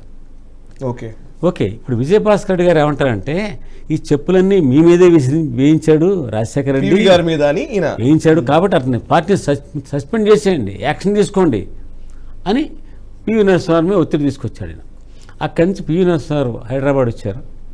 కడప నుంచి వచ్చిన తర్వాత ఈయన పీవీఆర్కే ప్రసాద్ పిలిచి ఒక చిన్న మాట చెప్పి, ఇది మీడియాలో ఫ్లోట్ చేయించవా రేపు అని ఆయన ఢిల్లీ వెళ్ళిపోయారు. ఏమిటది? విజయభాస్కర్ రెడ్డి గారు థ్రెటన్ చేశారు పివి నరసింహారావు, రాజశేఖర రెడ్డి చేత కనుక రాజశేఖర్ మీద యాక్షన్ తీసుకోకపోతే నేను రిజైన్ చేస్తానని. ఈయన ఫ్లోట్ చేస్తున్నట్టు నెక్స్ట్ డే మీడియాలో ప్రముఖంగా వచ్చింది ఒక ఆంగ్ల పత్రికలో. ఏమిటంటే, పివి నరసింహారావు ఎలాంటి చర్య తీసుకోవాలని అవసరం లేదని ప్రధానమంత్రి భావిస్తున్నారు. రిజైన్ చేస్తే చేయని చూద్దాం. విజయభాస్కర్ రిజైన్ చేశారా? చేయలే. రాజశేఖర రెడ్డికి ఇది ఉంది మనసులో, ఆయనకి కృతజ్ఞత ఉంది. ఆయన స్పెసిఫిక్గా చెప్పాడు ఈ సంఘటన హాస్పిటల్ విషయం చెప్పినప్పుడు, ఆయన మనకి సాయం చేశాడు కదా, ఈ వాజ్ సింపథెటిక్ టు మీ, నన్ను అర్థం చేసుకున్నాడు, వెళ్ళారు, ఆయన వచ్చారు. మరి కానీ రాజశేఖర రెడ్డి గారే కదా వారి పివి చనిపోయిన తర్వాత వారి కుమారులతో చెప్పి హైదరాబాద్ తీసుకెళ్ళిపోదా. ఈయన అనంతపూర్లో ఉన్నారు, అనంతపురం ఇక్కడ రావాలి, ఈయనకి ఫోన్ చేసి మీరు వచ్చి తీసుకెళ్ళని చెప్పారు. High command what ever high command Rajasekhara Reddy గారు చెప్పింది. స్పష్టంగా ఉంది, ఈ దాంట్లో క్లియర్గా ఉంది. ఈయన ఫోన్ వచ్చింది, ఈయన ఫోన్ వస్తే ఢిల్లీ వెళ్ళారు. ఢిల్లీ వెళ్తే అప్పటికి ఫోన్లో చెప్పేశారు, నేను ఢిల్లీ వెళ్ళే ముందు ఇక్కడికి కబుర్ చేశారు, జనత్ హుస్సేన్ గారికి కబుర్ చేశారు. చేసి ఏర్పాట్లు చేయాలి, మనం ఇక్కడ ఆయనకి తీసుకొస్తున్నాం, మనం ఇక్కడ ఏర్పాట్లు చేయాలి. ప్రధానమంత్రి, మాజీ ప్రధానమంత్రి ఎవరు ఢిల్లీ నుంచి? ఢిల్లీ రాజశేఖర రెడ్డి గారు ఢిల్లీ వెళ్ళక ముందే వెళ్ళిపోయారు. వెళ్ళిన తర్వాత అక్కడ వెళ్తూనే పివి నరసింహారావు కొడుకు ప్రభాకర్ చెప్పారు, ప్రభాకర్ మనం ఆంధ్రప్రదేశ్ తీసుకెళ్తాం. ఎందుకు తీసుకెళ్ళాలని, ఎక్కడ ఎందుకు చేయకూడదు, ప్రభాకర్ గట్టిగా అడిగారు. ఆయన గట్టిగా అందరితో అడిగారు. గులాం నబీ ఆజాద్ చెప్పాడు, ప్రతి వాళ్ళు అలాగే చెప్పారు ఆయనకి. అంటే సోనియా గాంధీ ఇన్స్ట్రక్షన్స్ అయి ఉండాలి, అంతే కదా, ఆమె ఏం చెప్తే చేసి జరిగి ఉండాలి. మొత్తం మీద ఇన్స్ట్రక్షన్స్ అన్నీ కూడా బాడీ ఇక్కడ కదా, హైదరాబాదు, అది అందరు ప్రధానమంత్రి ఇక్కడ చేశారు కదా, ఏమైంది ఇందుకు ఎందుకు చేయరు, అది ఆయన ప్రశ్న. ఆయన ప్రభాకర్ గారు చాలా బాధపడ్డాడు. ఆయన అప్పుడున్న పరిస్థితుల్లో ఆయన, కానీ మొత్తం అంతా ఒక వర్గం అంతా పూర్తిగా సోనియా గాంధీ గారి ఆదేశాల ప్రకారం నడుస్తున్న టైం అది. రాజశేఖర రెడ్డి గారికి మీరు తీసుకెళ్ళండి, అక్కడ బాగా చేయండి. అప్పుడు రాజశేఖర రెడ్డి గారు ఈయన పార్టీని దక్కరించలేడు కనుక ఈయన చెప్పాడు, ప్రభాకర్ గారు మనం చాలా బాగా చేద్దాం, పెద్ద మెమోరియల్ కడదాం, అక్కడ చాలా ఘనంగా ఎప్పుడు ఎక్కడ లేనంత అద్భుతమైన మెమోరియల్ చేద్దామని చెప్పి ఒప్పించి తీసుకొచ్చారు. అండ్ పార్థివ దేహం అది వస్తుంటే కూడా, అదే ఏసీ కార్యాలయం నుంచి వస్తుంటే కూడా లోపల కొంతసేపు ఉంచండి అని అంటే కూడా గేట్లు క్లోజ్ చేశారు. అందులో రాజశేఖర గారి పాత్ర లేదు, అది రాజశేఖర్ సంబంధం లేదు. బట్ ఏం జరిగింది చెప్పండి సార్, నిజంగా పుస్తకంలో ఉన్నదే. అదే అక్కడ సరిగ్గా కాంగ్రెస్ పార్టీ ఆఫీస్ ముందుకు వచ్చింది. అది ముందుకు వచ్చేసరికి అక్కడ యాక్చువల్గా వాళ్ళు ఒక డిఫెన్స్ వాళ్ళు ఒక ట్రక్ తీసుకొచ్చారు. ఆ ట్రక్లో పట్టలేదు వీళ్ళు తయారు చేసినటువంటి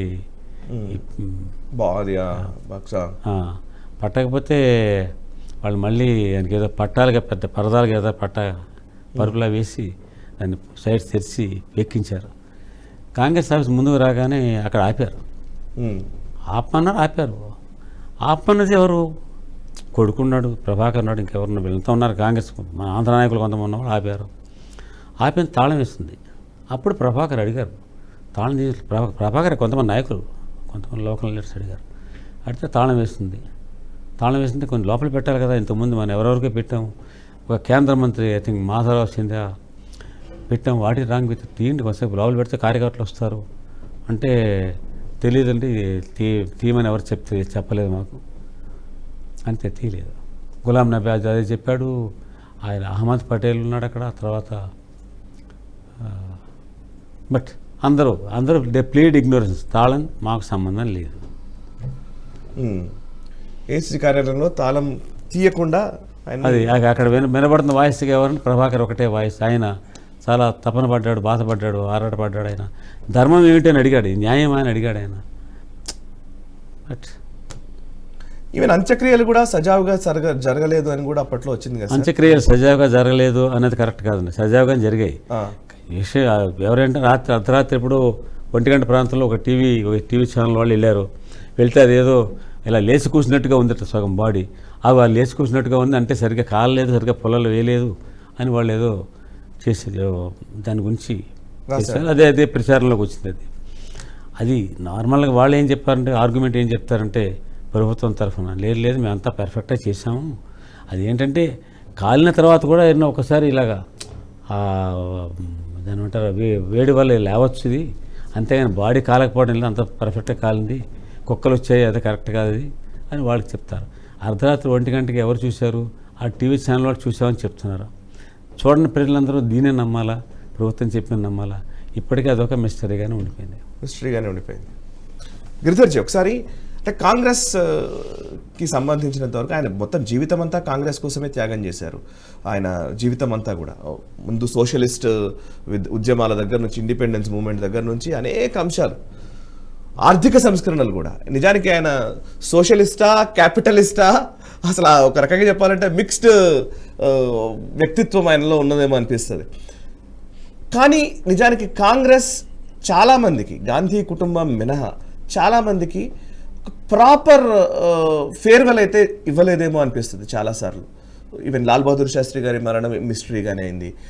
ఈవెన్ నేతాజీ విషయం ఏంటో మనకు తెలుసు. పటేల్ గారి గురించి మనము అంటే పటేల్ గారికి లాస్ట్లో ఏం జరిగిందనేది కంటే కూడా, బట్ ఆయనకి ఇవ్వాల్సిన ప్రాధాన్యత తర్వాత కాలంలో భారతరత్న ప్రకటించడంలో కూడా చేయలేదు.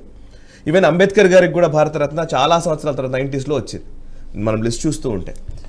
నెహ్రూ గారు తన ప్రధానిగా ఉన్నప్పుడే తనకు భారతరత్న వచ్చింది. ఇందిరాగాంధీ గారు తాను ప్రధానిగా ఉన్నప్పుడే భారతరత్న వచ్చింది. రాజీవ్ గాంధీ గారు చనిపోయిన వెంటనే వచ్చినటువంటి పివి నరసింహారావు గారు ఇమీడియట్గా రాజీవ్ గాంధీ గారికి భారతరత్న ప్రకటించారు. బట్ భారతరత్న తీసుకోవాల్సినటువంటి ఇంకా కీలకమైన వ్యక్తులు చాలా సంవత్సరాలు అలా ఉండిపోయిన పరిస్థితి, వాళ్ళకెవరు చేయలేదు. ఇట్లాంటివి చూస్తూ ఉంటే అంటే మీ పివి నరసింహారావు గారి జీవిత చరమాంకంలో వారు ఫేస్ చేసిన ఛాలెంజ్ కావచ్చు, లేకపోతే అప్పుడు మీడియాలో కూడా విపరీతమైన ప్రచారం చేసిన విధానం కావచ్చు, ఆయనకు ఇవ్వాల్సిన ఫేర్వెల్ సరిగ్గా ఇవ్వలేదు అన్న విషయం కావచ్చు, మీకేమనిపిస్తుంది? తప్పకుండా ఇది కాంగ్రెస్ అన్నది ఒక కుటుంబ పరిపాలన, కుటుంబ పార్టీ, అది మనకు తెలిసిన విషయం. అది కుటుంబం కాకుండా ఇంకెవరికైనా ప్రామినెన్స్ వస్తే వాళ్ళు తట్టుకోలేనటువంటి పరిస్థితి. పివి నరసింహారావు గారు ఆయన ప్రధానమంత్రిగా ఉన్నప్పుడే ఆయన ఒక స్టేట్మెంట్ ఇచ్చిన విషయం మనకు తెలుస్తుంది.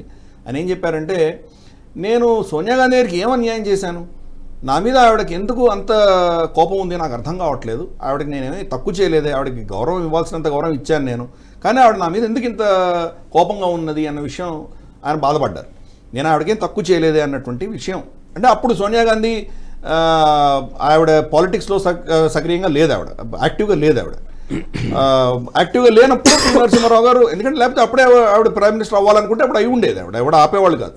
సీతారాం కేసరి ఉండేవారు కాబట్టి ఆవిడ పక్కన తప్పుకుంది. అయినా ఆయన ఆవిడకి ఇవ్వాల్సిన గౌరవం ఇచ్చి ఆయనకి ఆవిడతో మాట్లాడడం అన్నీ చేశారు. అయినా పివి నరసింహారావు అంటే ఆవిడకి పడేది కాదు. సో ఆయన కొంత బాధపడ్డారు. అంటే ఒక చిన్న మాట చెప్తాను గిరిధర్ గారు, సారీ ఫర్ ఇంటరప్షన్. నేను ఆ టైంలో ఢిల్లీలో ఉన్నా కదా సార్, చెప్పండి. ఈయన సోనియా గాంధీ గారు ఏమి కోరుకుని ఉంటారు అన్నదే బయటకు వస్తుంది. ఈయన రోజువారీగా వెళ్ళి లేకపోతే వారానికి ఒకసారి వెళ్ళి ఈ వారం ఏం జరిగిందంటే బ్రీఫ్ చేయడం అలాంటి పనులు చేయలేదు ఈయన. ఆవిడకి ఏ విషయాలు అయితే మీకు వెళ్ళినప్పుడు నెలకోసారి వెళ్ళి మీకు అంతా బాగున్నారా, మీ ఇంట్లో అందరూ బాగా చూస్తున్నారా, మీ కుక్కలను బాగా చూస్తున్నారా, అన్ని టైం ప్రకారం వస్తారా, ఈ రకమైన పరామర్శ చేస్తూ వచ్చారు ఆయన. తప్ప ఆయన ఆమె కనుక ఈయన పార్టీ ప్రెసిడెంట్, ఆమె పార్టీ ప్రెసిడెంట్ కూడా కాదు, ఈయన ప్రధానమంత్రి. సో పార్టీ లీడర్గా కూడా ఆమెకి ఈయన ఆన్సరబుల్ కాదు. అయినప్పటికీ ఈయన వెళ్ళి పరామర్శ చేసేది ఎందుకంటే బాధ్యతగా భర్త చనిపోయాడు కనుక ఆమెను చూడాలి నేను అని ఆమె ఏదైనా అడిగితే చెప్పారు. ఆమెకి ఇది ఇలా చేస్తున్నప్పుడు ఒక అర్జున్ సింగో ఇంకో పవారో ఇంకోళ్ళు వెళ్ళి 2 రోజులుగా సార్ అమ్మ మీ గురించి చాలా తపన పడుతున్నాం అమ్మ, దేశం అంతా మిమ్మల్ని తలుచుకుంటుందమ్మా, అసలు మీరుంటే ఎలా జరుగుతుంది అని చెప్తున్నారు అనుకోండి, అప్పుడు ఏమనిపిస్తుందండి, అరే వీళ్ళందరూ మంచివాళ్ళు ఏంటి, నరసింహారావు రాడేమిటి, వీళ్ళందరూ వస్తున్నారేంటి, ఇలా జరిగింది. ఆవిడేమైనా మీరు ఇందాక అన్నట్టుగా మిమ్మల్ని మీ వ్యక్తిగతంగా మీకు అన్ని సౌకర్యాలు ఉన్నాయా లేవా చూసుకోవడం వరకు ఫైన్, కానీ ఆవిడేమైనా day to day activities, political activities, developments ఇవన్నీ కూడా నాకు బ్రీఫ్ చేయాలని ఏమైనా ఎక్స్పెక్ట్ చేసిందా? చేసిందని అనుకోవాలి, ఇది జరిగిన దాన్ని బట్టి, ఇవన్నీ ఇవి జరిగిన దాన్ని బట్టి అది అనుకోవాలి. ఎందుకంటే ఆమె వైపు నుంచి ఆలోచిద్దామండి. ఆమె రాజకీయ వారసురాలు రాజీవ్ గాంధీకి. రాజీవ్ గాంధీ చనిపోయాడు, హత్య చేయబడ్డాడు ఆయన. సో రాజీవ్ గాంధీ భార్యగా నేను రాజకీయ వారసురాలు రాజీవ్ గాంధీకి. రాజీవ్ గాంధీ బతికుండగా ఎప్పుడు యాక్టివ్గా లేదు. రాజీవ్ గాంధీ బతికున్నంతకాలం ఒక గృహిణిగానే ఉంటూ వచ్చింది తప్ప ఎప్పుడు యాక్టివ్ పాలిటిక్స్ రాలా. ఎక్సెప్ట్ ఒకసారి హైదరాబాద్ ఎయిర్పోర్ట్లో ఉపేంద్రను బెదిరించింది, అంత తెలుసా జాగ్రత్తని, ఒక ఇన్సిడెంట్ తప్ప ఎప్పుడు ఏమీ రాజకీయాల్లోకి రాలేదు. ఉపేంద్ర గారికి ఉపేంద్ర ఆయన అప్పుడు తెలుగుదేశం పార్టీలో ఉన్నాడు, తెలుగుదేశం పార్టీ నాయకుడు ఆయన. ఓకే, అది ఆయన ఎక్కడో కామెంట్ చేశాడు ఈమె గురించి, అది ఆమెకి మనసులో పెట్టుకుంది. ఎయిర్పోర్ట్లో వాళ్ళ రాజీవ్ గాంధీ ఉన్నారు, వెళ్ళిపోతున్నారు ఫ్లైట్ ఎక్కడానికి, వెళ్తే అక్కడ రాజీవ్ గాంధీ అప్పుడు ప్రైమ్ మినిస్టర్గా ఉన్నప్పుడు అనమాట, ఆయన కూడా నమస్కారం పెట్టేవాళ్ళు ఉంటారు, వీడుకోలు చెప్పేవాళ్ళు. ఆయన అప్పుడు ఎంపీ, ఈమె ఆయన దగ్గర ఆగి చెప్పి వెళ్ళింది, వార్నింగ్ ఇచ్చి వెళ్ళింది. ఇది ఎంత రికార్డెడ్, ఇది నథింగ్ ఎక్సెప్ట్ దట్ ఆమె ఎప్పుడు బహిరంగ క్లెయిమ్ చేయాల. ఇప్పుడు పివి నరసింహారావు చెప్పండి, పివి నరసింహారావు ఏం చేయాలి, ఆమెకి పోయి నువ్వు రాజకీయ వారసురాలివి కాబట్టి నేను నీకు చెప్తున్నాను అని చెప్పాలా? ఆయన వయసు ఏంటి, ఆయన స్టేచర్ ఏంటి, ఏం చెప్తే ప్రమాదం అని ఎవ్రీ వ్యక్తి అడుగు ఆచితూచి వేయాలి. ఈమెకి ఒక విశ్వసనీయమైన ఒక మాట ఈమెకి చెప్పారనుకోండి, ఈమెకి తన కాన్ఫిడెంట్గా ఉన్నవాడు రోజు పొద్దున్న వచ్చి నమస్కారం పెట్టేవాడు ఇంకోటికి ఎవరికి షేర్ చేసింది అనుకోండి, ఏమైనా ఇలా జరుగుతుందిట కదా అంటే ఆ సర్క్యులేషన్కి వెళ్తే ఎలా ఎంత సున్నితమైన అంశాలు ఉంటాయి పాలనలో. కాబట్టి ఆయన ఇలాంటి వాటిని ఎంటర్టైన్ చేయలేదు అన్నది రకరకాల మీడియాలో రకరకాల వచ్చింది. అంటే ఒక కొంచెం డ్రామాటిక్గా ఒక మాట మాత్రం ఒక సీనియర్ పాత్రికేయులు చెప్పిన మాటనే సార్. అంటే ఇది ఎప్పుడో ఎవరో సోనియా గాంధీ దగ్గర ఉన్నటువంటి ఒక పిఎస్ ఎవరో ప్రైమ్ మినిస్టర్ గారికి ఫోన్ చేశారు, పివి నరసింహారావు గారికి ఫోన్ చేసి, sir please hold on sir, madam wants to speak to you అని అడిగారు. అనగానే ఆయన I'm the prime minister of India, no madam can hold keep me in hold లేదు సంథింగ్ అట్లా అని అన్నారు అని అక్కడ నుంచి ఏదో ట్రిగర్ అయింది మొత్తం అంతా కూడా అనేది ఏదో అంటారు. ఇటువంటిదే ఢిల్లీ మీడియాలో నేను ఉన్నంతగా నేను 96 దాకా బయట చెప్పిన మాట అక్కడ నేను వినలేదు, చూడలేదు. అది అటువంటిది ఉండేవాడా అని అన్న పాయింట్. ఆయన లేదు, ఆయన బై నేచర్ అది కాదు, ఆయన ఏదైనా అందంగా చెప్పాడు. ఇప్పుడు కమ్యూనిస్ట్ అందరూ ఒక ఈయన రిఫార్మ్స్ తీసుకురాగానే ఇమ్మీడియట్గా కమ్యూనిస్టులకి రియాక్షన్ ఒకటి చెప్పయిందా కదా, ఇంకో రెండో రియాక్షన్ ఏంటి తెలుసా అండి, ఈ ఎప్పుడైతే గ్లోబలైజేషన్ అన్నారో మీరు, బహుళజాతి కంపెనీలు వచ్చేస్తాయి, అందరు ఇక్కడికి వచ్చేస్తారు, ఇన్వెస్ట్మెంట్స్ చేస్తారు, లేబర్ చౌక కదా, అందుకని కాబట్టి మరి ఇందులో కమ్యూనిస్టులు ఏమైపోతారు, వాళ్ళ ఉద్యమం ఏమైపోతుంది. అందుకని ట్రేడ్ యూనియన్లు ఉండాలి, ట్రేడ్ యూనియన్ ఉండాలంటే ఏం చేయాలి, రిజర్వేషన్లు ఉండాలి, రిజర్వేషన్లు ఉండాలి వీటిలో అని డిమాండ్ చేశారు. పార్లమెంట్లో అరిచారు, మీటింగ్లో అరిచారు. ఆయన విన్నాడు, ఈ చేతితోని ఈ చేతితో వదిలేశాడు. దేనికి రెస్పాండ్ అవ్వాలా, రియాక్ట్ అవ్వాలా.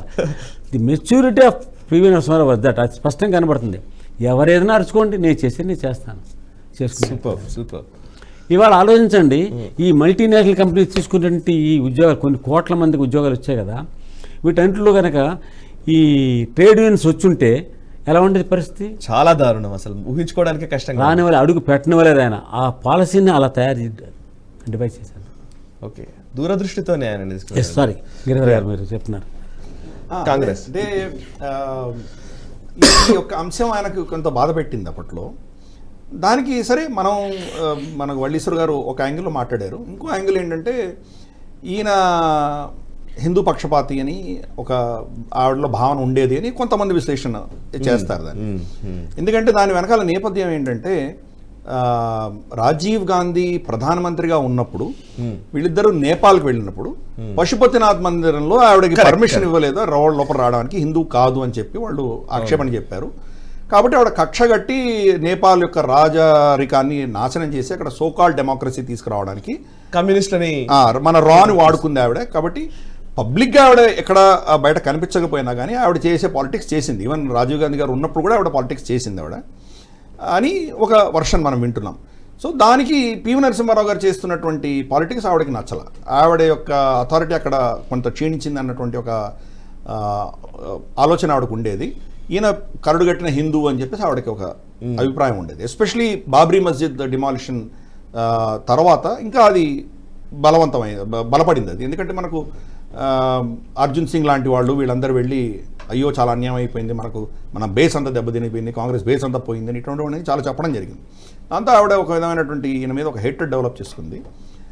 ప్లస్ నాన్ గాంధీ కుటుంబానికి చెందినటువంటి వాళ్ళు ఎవరు కూడా దీంట్లో ఉండకూడదు అని చెప్పి కంప్లీట్గా ఆయన్ని తుడిచిపెట్టేసేటువంటి ప్రయత్నం చేసింది ఆవిడ. మొత్తం వాళ్ళ కాంగ్రెస్ పోర్టల్స్ నుంచి ఆయన కంప్లీట్గా డిలీట్ చేశారు. ఈ రిఫార్మ్స్ అన్నిటి కూడా మన్మోహన్ సింగ్ గారికి యూపీఏ ప్రభుత్వ హయాంలో అప్పుడు ఒక ప్లీనరీ సమావేశాలు జరిగిన సందర్భాల్లో ఆవిడ అందరూ ప్రైమ్ మినిస్టర్ల ఫోటోలో ఉంటాయి కానీ పివి గారి ఫోటో పెట్టలేదు. ప్లస్ ఈ రిఫార్మ్స్ అంతా కూడా నాకు గుర్తుంది ఆ రోజు. మీకు చెప్పాను చెప్పగానే ఒక విషయం చెప్తాను ప్లీజ్. రిఫార్మ్స్ అంతా క్రెడిట్ మన్మోహన్ సింగ్ గారిది అని చెప్పి ఒక కాంగ్రెస్ ఒక నెరేటివ్ వాళ్ళు బిల్డ్ చేశారు. మన్మోహన్ సింగ్ గారు ప్రైమ్ మినిస్టర్గా ఎంత ఎఫెక్టివ్గా ఉన్నారో మనం చూసాం మనం. ఓకే, సో దీనిలో పివి నరసింహారావు గారి హస్తం ఏమీ లేదు, మొత్తం మన్మోహన్ సింగ్ గారే చేశారని చెప్పి అది కంప్లీట్గా డైవర్ట్ చేసి మన్మోహన్ సింగ్ గారి మీద చేసేటువంటి ప్రయత్నం కాంగ్రెస్ చేసింది అది. సో ఇదంతా కూడా ఏంటంటే hatred towards any non Gandhi family ఒకటి. రెండవది ఈయన ఒక సనాతన హిందూ, సో అదొక హేట్రెడ్ ఆవిడకి. మన్మోహన్ సింగ్ అయితే హిందూ కాదు కదా, కాబట్టి నడిచిపోయింది, అది వేరే విషయం. సో ఈ రెండు విషయాలు చాలా కీలకమైనవి సోనియా గాంధీకి ఆయన మీద ఉన్నటువంటి హేట్రెడ్ అని చెప్పేసి కొంతమంది వర్గాలు చెప్తారు. Of course Babri Masjid demolition ఇంకా దానికి యాడ్ అయింది దానికి. రైట్, చెప్పండి. గిరిధర్ గారు చెప్పిన దాంట్లో మరి కరడు కట్టిన హిందూ అవునో కాదో చెప్పలేదు కానీ ఇంకొక సంఘటన చెప్తాను. ఇప్పుడు ఇందాక రామభక్తి గురించి మాట్లాడుకున్నాం కదా, రామ జన్మభూమి ట్రస్ట్ ఒకటి ఏర్పాటు చేశారు ఆయన. అది 95 చివరి దాకా నడిచింది, ఎలక్షన్స్ వచ్చి అవ్వాల. కానీ 93లో ఈయన నేపాల్ వెళ్ళారు. 93, 94 నేపాల్ వెళ్ళారు. వెళ్ళినప్పుడు అక్కడ నేపాల్ ప్రధానమంత్రి వచ్చి మాట్లాడుతున్నప్పుడు, ఇక్కడ మీరు ఏమైనా మాకు చేయొచ్చు కదా, ఇక్కడ సీతామారి అంటే సీతాదేవి పుట్టిన జన్మస్థలం ఇక్కడే ఉంది కాబట్టి మరి అంటే మిథిల సీతాదేవి జన్మస్థలం అక్కడే ఉందని ఒక నమ్మకం కాబట్టి ఇక్కడ మీరు ఏమైనా చేయొచ్చు కదా, మీ రాముడి కోసం మీరు అక్కడ ఏదో చేస్తున్నాం అంటున్నారు కదా. వెంటనే పివి నరసింహారావు గారు ఇది మా ప్రభుత్వం చేసే పని కాదు అన్నారు. ప్రభుత్వం చేసే పని కాదు కానీ ఇంకేమైనా మార్గం ఉంటే ఆలోచిస్తాను అని పక్కన పీవీఆర్కే ప్రసాద్తో అకంపెనీ. అవును. సో వెంటనే ప్రసాద్ ఇది ప్రభుత్వం చేయలేదు కానీ టీటీడీ ఏమైనా చేస్తున్నాం కనుక్కోవా అన్నారు. ప్రసాద్ గారు వెంటనే టీటీడీకి అక్కడి నుంచి కాల్ చేస్తే డిబిఎల్ఎన్ మూర్తిని ఆయన ఎగ్జిక్యూటివ్ ఆఫీసర్ అప్పుడు, విషయం ఇది, సీతామారి ఇక్కడ ఉంది కాబట్టి ఇక్కడ సీతాదేవి జన్మస్థానం అయినటువంటి ఈ ప్రదేశంలో మనం ఏదైనా కన్స్ట్రక్షన్ చేయాలి అంటే వాళ్ళకి ఏం కావాలో కనుక్కోండి. వీళ్ళకి ఏం కావాలో ఒక పెద్ద కళ్యాణ మంటపం, అమ్మవారు, అది విశ్రాంతి మంత్రి వాళ్ళు అడిగారు. వెంటనే టీటీడీ ప్రైమ్ మినిస్టర్ చెప్తే క్వశ్చన్ ఉంది అలాగే అన్నారు, చేశారు వాళ్ళు. ఇప్పుడు ఈయన కరడు కట్టిన హిందువా కాదా అని మనం ముద్ర వేసేదిగా ఆలోచించక్కర్లా. బట్ బాధ్యత గల ప్రధానమంత్రిగా పొరుగు దేశంతో సత్సంబంధాలు నేర్పేటప్పుడు వాళ్ళు ఏదో అడిగింది ఇది విషయం, ఇది ప్రభుత్వం చేయకూడదని చెప్పారు కదా, ప్రభుత్వం చేసేది కాదని చెప్పారు కదా, దెన్ మనం సస్పెక్ట్ చేయడం లేదు అక్కడ. వేరే కానీ ది సేమ్ టైం సత్సంబంధాలు మనకు కావాలి కాబట్టి దౌత్య సంబంధాలు, దానికి ఆల్టర్నేటివ్ ఏర్పాటు టీటీడీ ద్వారా చేశారు. అది that's prime minister PV Narasimha Rao. Great sir. PV Narasimha Rao గారి టైంలోనే ఈవెన్ పోఖ్రాన్ అణు పరీక్షలకు సంబంధించి ఆల్మోస్ట్ అంతా రెడీ అయిపోయింది, సిద్ధంగా ఉంది ఇక అని ఆయన ఒక చిట్టి రాసి ఇచ్చారు. వాజ్పేయి గారు ఎలక్ట్ అయిన వెంటనే అని కూడా చెప్తూ ఉంటారు. సరే, అందులో ఉన్న డ్రామాని మనం పక్కన పెడితే బట్ ఆల్రెడీ పోఖ్రాన్ అనేది రెడీ అయిపోయింది. బట్ తర్వాత మళ్ళీ వాజ్పేయి గారికి కొంత మార్గం సుగమం చేయడానికి ఈజీ అయిపోయింది అనేది అంటారు. అది ఒకసారి చెప్తారు, అప్పుడు ఏం జరిగింది? కరెక్ట్. యాక్చువల్గా ఈ న్యూక్లియర్ టెస్ట్ చేయాలి అన్న నిర్ణయం పి నరసింహారావు గారు తీసుకున్నారు. చేస్తే కనుక అమెరికన్ శాటిలైట్స్ అని పసిగట్టి పివి నరసింహారావు గారికి వార్నింగ్ ఇవ్వడం జరిగింది. మేము అబ్జర్వ్ చేస్తున్నాము, మీరు న్యూక్లియర్ టెస్ట్ చేయడానికి సిద్ధమవుతున్నారు, దీన్ని మేము యాక్సెప్ట్ చేయము అని చెప్పి ఆయన వార్నింగ్ ఇచ్చారు. అప్పుడు ఆయన కలాం గారిని పిలిచి, అబ్దుల్ కలాం గారిని, మన ఏపీజే అబ్దుల్ కలాం గారిని పిలిచి, చూడవయ్యా మరి వీళ్ళు అమెరికన్స్ ఇట్లా చెప్తున్నారు, నువ్వు ఏమైనా చేయగలవా అని అడిగారు. ఆయన ఏం చేశారంటే ఒక టీంని పెట్టి వీళ్ళ శాటిలైట్స్, మన భారత జియోగ్రఫీ మన మీద నుంచి వెళుతున్నటువంటి టైంను పసిగట్టి ఎప్పుడు వీళ్ళు లేకుండా ఆపోజిట్ సైడ్ ఉంటుందో దాన్ని అంతా రికార్డ్ చేసి వాళ్ళు శాటిలైట్స్ లేని సమయంలో వీళ్ళ ఎక్విప్మెంట్ అంతా అటు ఇటు తిప్పిదాన్ని వాళ్ళని కంప్లీట్గా ఫూల్ చేశారు. ఫూల్ చేసి దాన్ని తయారు చేసి వీఆర్ రెడీ అని చెప్పారు. మీరు ఎప్పుడు మాకు పర్మిషన్ ఇస్తే ఇప్పుడు డెకరేట్ చేయడానికి రెడీగా ఉన్నామని చెప్పారు. సరిగ్గా అన్ఫార్చునేట్లీ అదే టైంలో ఎలక్షన్స్ వస్తున్నాయి కదా, ఇప్పుడు ఎలక్షన్ కోడ్ ఆఫ్ కాండక్ట్ ఉంది కాబట్టి నేను చేయడానికి వీల్లేదు, కొద్దిగా ఆగు, మళ్ళీ ఎలక్షన్స్ గెలుస్తామని మాకు చెప్తున్నారు, గెలిచిన తర్వాత అప్పుడు చేద్దాంలే అని చెప్పి ఆయన చెప్పడం జరిగింది. అన్ఫార్చునేట్లీ ఆయన ఓడిపోయారు. ఆయన ఓడిపోయిన తర్వాత మన వాజ్పేయి గారికి ఆయన మెసేజ్ పంపించడం అన్న విషయం కూడా కరెక్టే. ఇప్పుడు నేను తయారు చేశాను, రెడీగా ఉంది, నిర్ణయం నువ్వు తీసుకో అని చెప్పడం జరిగింది ఆయనకి. వాజ్పేయి గారు ఆఫ్ కోర్స్ నిర్ణయం తీసుకున్నారు, దాన్ని ట్రిగర్ చేశారు. మనకు తర్వాత వచ్చిన విషయాల వల్ల మనకి ఇది అర్థమవుతుంది. పివి నరసింహారావు గారు ఏం చేశారు అన్న విషయం తెలుసుకోవాలంటే అమెరికన్ రియాక్షన్ బట్టి మనకు తెలుస్తుంది. బిల్ క్లింటన్ చాలా కోపం వచ్చింది ఆయనకి. ఎందుకంటే వాళ్ళ ఏజెన్సీస్ అన్నీ కూడాను, వాళ్ళ సిఐఏ, సిబిఐ, FBI, వాళ్ళ ఇంటెలిజెన్స్ ఏజెన్సీస్ ఏమున్నాయో ఇవన్నీ కూడాను భారతదేశం ఏం చేస్తుందో వాళ్ళు పసిగట్టలేకపోయారు. పసిగట్టలేకపోవడం అన్నది వాళ్ళకి పెద్ద ఇన్సల్ట్గా వాళ్ళు ఫీల్ అయ్యారు. సరే, మన మీద శాంక్షన్స్ వేశారు, అంత కథ వేరే. కానీ అల్టిమేట్గా పివి నరసింహారావు గారి యొక్క దూరదృష్టి, ఆయన చేసినటువంటి ఆ నిర్ణయం వల్లనే ఈరోజు మనం అమెరికాని అంత సునాయాసంగా వాళ్ళని ఫూల్ చేసి మనం దాన్ని డెటనేట్ చేయగలిగినాం. అఫ్ కోర్స్ ఆ డెసిషన్ తీసుకుంది మన వాజ్పేయి గారు తీసుకున్నారు, కానీ దాని ముందర జరిగినట్టు నేపథ్యం అంతా పివి నరసింహారావు గారు చేశారు. ఇంతేకాదు, ఇంకొక విషయం కూడా డిఫెన్స్కి సంబంధించి ఒక కీలకమైన నిర్ణయం ఆయన తీసుకున్నది నేను చెప్పదలుచుకున్నాను. అదేంటంటే మనకు అదే సమయంలో పివి నరసింహారావు గారు ప్రధానిగా ఉన్న సమయంలో సోవియట్ యూనియన్ కొలాప్స్ అయింది. సోవియట్ యూనియన్ కొలాప్స్ అయ్యి వాళ్ళ డిఫెన్స్ ఇండస్ట్రీ, మనం వాళ్ళ మీద ఆధారపడి ఉన్నాం. వాళ్ళ డిఫెన్స్ ఇండస్ట్రీ అంతా కొలాప్స్ అయ్యి వాళ్ళ డిఫెన్స్ ఇండస్ట్రీస్లో జీతాలు ఇవ్వలేనటువంటి పరిస్థితిలో వాళ్ళు ఉన్నారు. అప్పుడు గార్బచేవ్ పివి నరసింహారావు గారు ఫోన్ చేసి, మాకు కొంత ఇబ్బందిగా ఉంది, మీరు ఏమైనా సహాయం చేయగలరా అని చెప్పారు.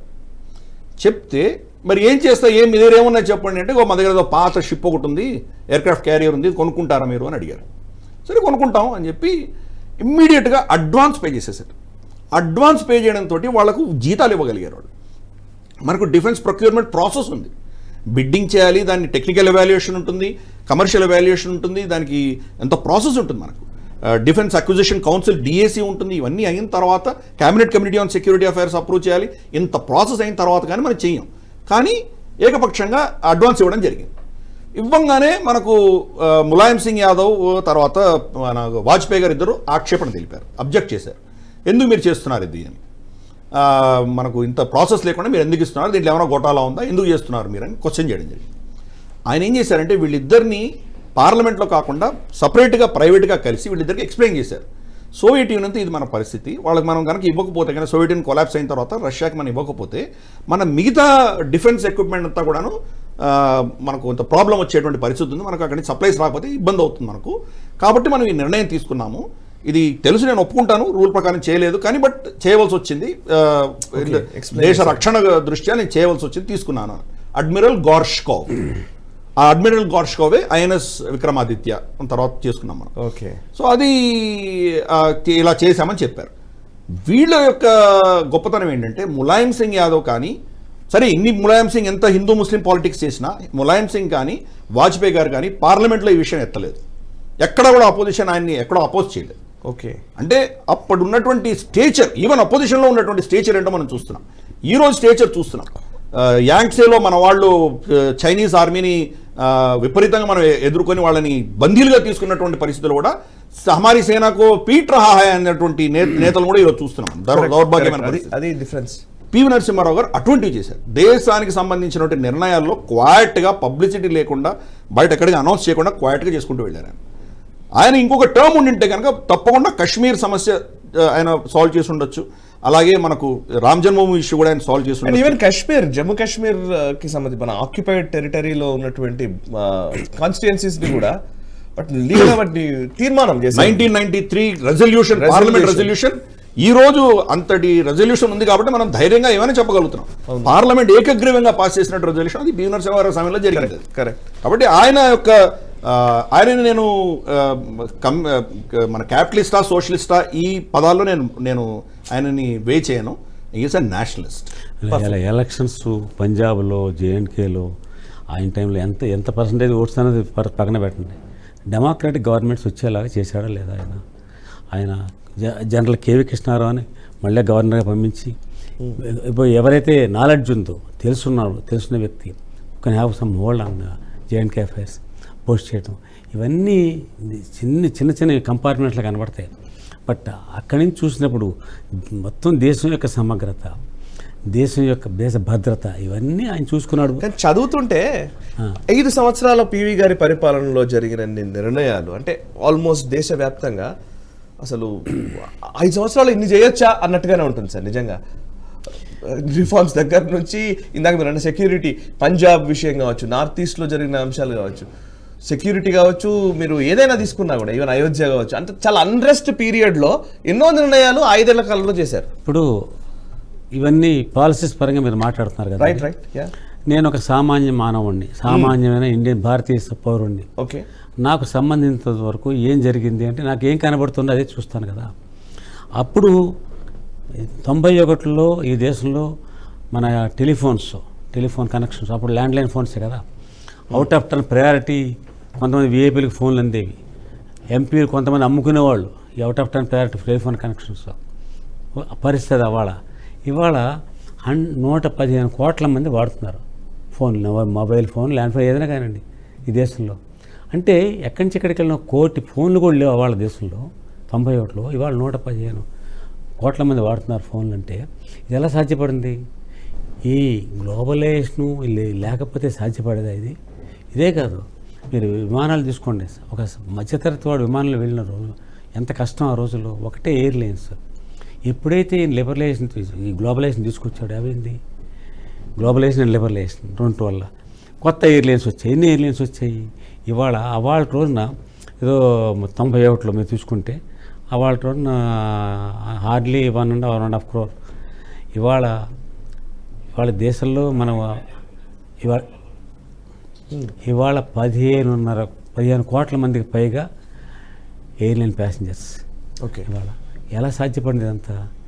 ఈ రిఫార్మ్స్ వల్ల. కాకపోతే ఈ ఒక సామాన్య పౌరుడిగా నేను చూసినప్పుడు, అరే ఒక వ్యక్తి ఇంత చేయగలడా? ఒక్క వ్యక్తి ప్రైమ్ మినిస్టర్గా ఉంటే. ఎప్పుడు అతని మెజారిటీ లేదు. 2 సార్లు, ఒకసారి బడ్జెట్ విషయంలో, ఇంకోసారి నో కాన్ఫిడెన్స్ మోషన్స్ విన్ చేశాడు. ఎలా చేశాడు అంటే మళ్ళీ దానికి అంతా మనం విమర్శించడానికి రెడీగా ఉంటాం కదా. పార్టీలు చీల్చాడు. రాజకీయాల్లో ఎవ్రీథింగ్ ఈజ్ పాసిబుల్. బట్ ఆయన గవర్నమెంట్ నిలబడింది, పూర్తిగా గవర్నమెంట్ నిలబడింది. ఆయన పార్టీ చీలిపోయి వేరే పార్టీ పుట్టుకొచ్చింది. ఆయన ఆ పార్టీ గాలికి కొట్టుకుపోయింది, ఆ పార్టీ నిలబడలేదు. బట్ ఈయన నిలబడ్డాడు. ఈయన పేట్రియాటిజం క్వశ్చన్ చేయగలమా? ఈయన కమిట్మెంట్ క్వశ్చన్ చేయగలమా? ఇది ఒక తెలుగువాడు సగటు మానవుడు యొక్క, సగటు పౌరుడు యొక్క జీవన ప్రమాణాలు పెరగడానికి ఇంతలా హెల్ప్ చేశాడు. ఇన్ని మల్టీనేషనల్ కంపెనీస్ వచ్చాయి కాబట్టి ఇన్ని కోట్ల మంది వాళ్ళు ఉద్యోగాలు చేస్తున్నారు. భారతరత్నకి పివి నరసింహారావు ఎలాగ అర్హుడు చాలామంది తెలియకపోవచ్చు. ఒక మంగళమల బాలమల్లి ఎంఎస్ సుబ్బలక్ష్మి గొప్పగా కచేరీ చేస్తున్నాడు ఆవిడ. మరి మంగళమల బాలమల్లి మురళీకృష్ణ కూడా చేశాడు. ఆయన అనేక రాగాలు ఆయన సృష్టించాడు. ఆయన ప్రపంచంలో ఆయన మించిన వాళ్ళు లేడు. సమకాలంలో ఉండొచ్చు. ఆయనకి ఇవాళ భారతరత్న. అది ఒకటే రంగంలో వర్టికల్గా. బట్ ఈయన అలా చేయాల. ఈయన అసలు ఏం చూసుకోవాలా? తనకి పేరు రావాలని, కిరీటాలు ఇవ్వాలని చూసుకోలేదు ఈయన. All the time. ఒక్క మంచి ఎగ్జాంపుల్ చెప్తాను వినండి. ఆయన నాకు పేరు రావాలి, నాకు గుర్తింపు రావాలని ఎలా తాపత్రయపడకుండా వర్క్ చేశాడు చెప్పడానికి. జీకే రెడ్డి మెమోరియల్ అవార్డు ఇస్తున్నారు. అది ఎవరో ఒక పెద్ద ఇండస్ట్రియలిస్ట్ పెట్టేటప్పుడు ఎవ్రీ ఇయర్ ఇస్తారు ప్రైమ్ మినిస్టర్. ఆ సంవత్సరం ఇండియా టుడే ఎడిటర్కి ఇచ్చారన్నమాట. ఆ ఫంక్షను పివి నరసింహారావు ఇంట్లో జరిగింది, ఇంటి ఆవరణలో జరిగింది.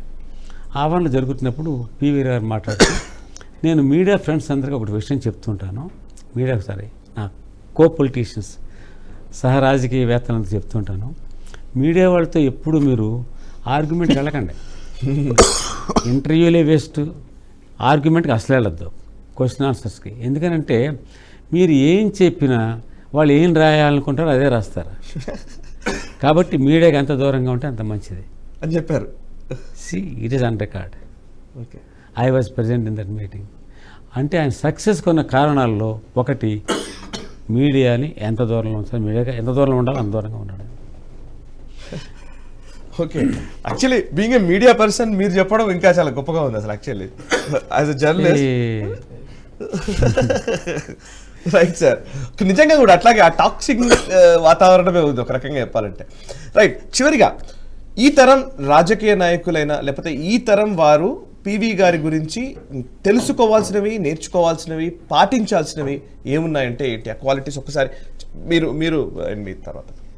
అంటే మనకు పివి నరసింహారావు గారు చేసినటువంటి కార్యక్రమాలు ఏవైతే ఉన్నాయో అవన్నీ కూడా సరే, నెగటివిటీ కూడా ఉంది. ఫర్ ఇన్స్టెన్స్ మనకు ఆయన చేసినటువంటి ఏదో ప్లేసెస్ ఆఫ్ వర్షిప్ యాక్ట్ కావచ్చు, వాక్ యాక్ట్ కావచ్చు, ఇటువంటివన్నీ కూడా చాలామంది ఆయన ప్రశ్నించేటువంటి పని ఉంది. కానీ నేను దాన్ని ఎలా చూస్తానంటే, బహుశా ఇది పార్లమెంట్ అలాగేదో చట్టం తీసుకొచ్చిందో అదే పార్లమెంట్ అదే చట్టాన్ని మళ్ళీ తిరగరాయొచ్చు కూడా. కాబట్టి రేపటి రోజు మెజారిటీ వస్తే కానీ తిరగరాయొచ్చు. కానీ కూలిపోయిన బాబ్రీ మస్జిద్ మాత్రం ఎవరు మళ్ళీ తిరిగి కట్టలేరు. కాబట్టి ఆయన చేసినటువంటి నిర్ణయాలలో మనం చూస్తే కనుక దీర్ఘకాలీనమైన ఎఫెక్ట్స్ ఉన్నవి ఆయన ప్లాన్ చేశారు. సో మనం పెద్ద అనౌన్స్మెంట్ చేసి చెస్ థంపింగ్ చేసుకొని మేమే చాలా గొప్పగా చేసామని చెప్పుకోకుండా చేయవలసిన దేశం కోసం చేయడం అన్నది ఆయన దగ్గర నేర్చుకోవాల్సింది. క్వాయిట్గా ఏం చేయగలరు?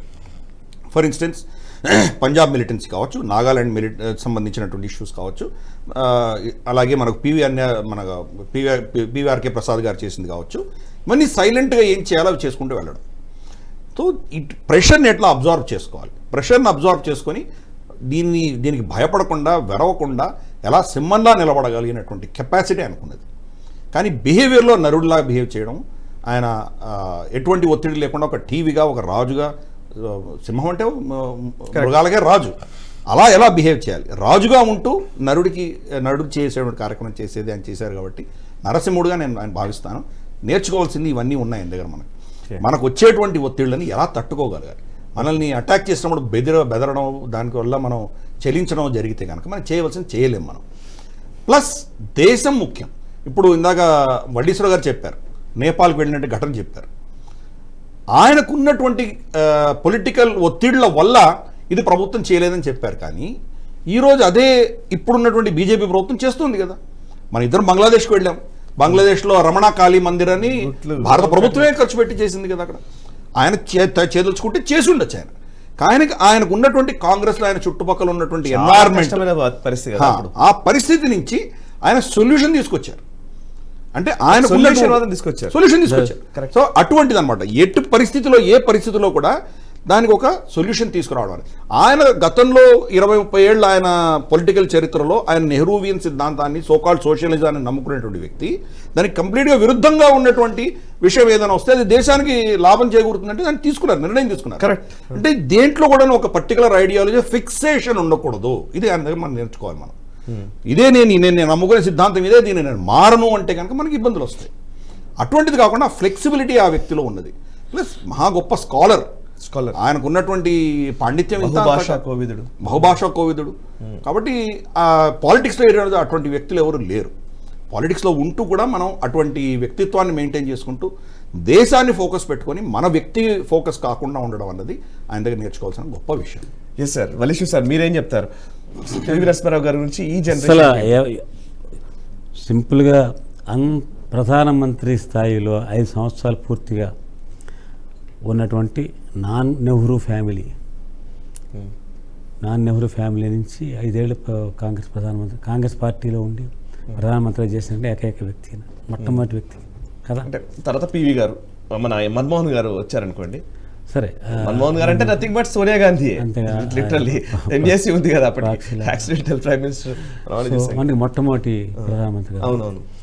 మరి ప్రధానమంత్రిగా 5 సంవత్సరాలు అపోజిషన్ని అవిశ్వాస తీర్మానాలను ఎదుర్కొన్నాడు, ఇన్ని రిఫార్మ్స్ చేశాడు, ఆర్థిక వ్యవస్థ గజర్ గారు చెప్పారు. ఇంత చేసిన వ్యక్తి రిటైర్ అయిపోయాక కోర్టు కేసులు అయిపోయిన తర్వాత పివిఆర్కే ప్రసాద్ పిలిచి, ప్రసాద్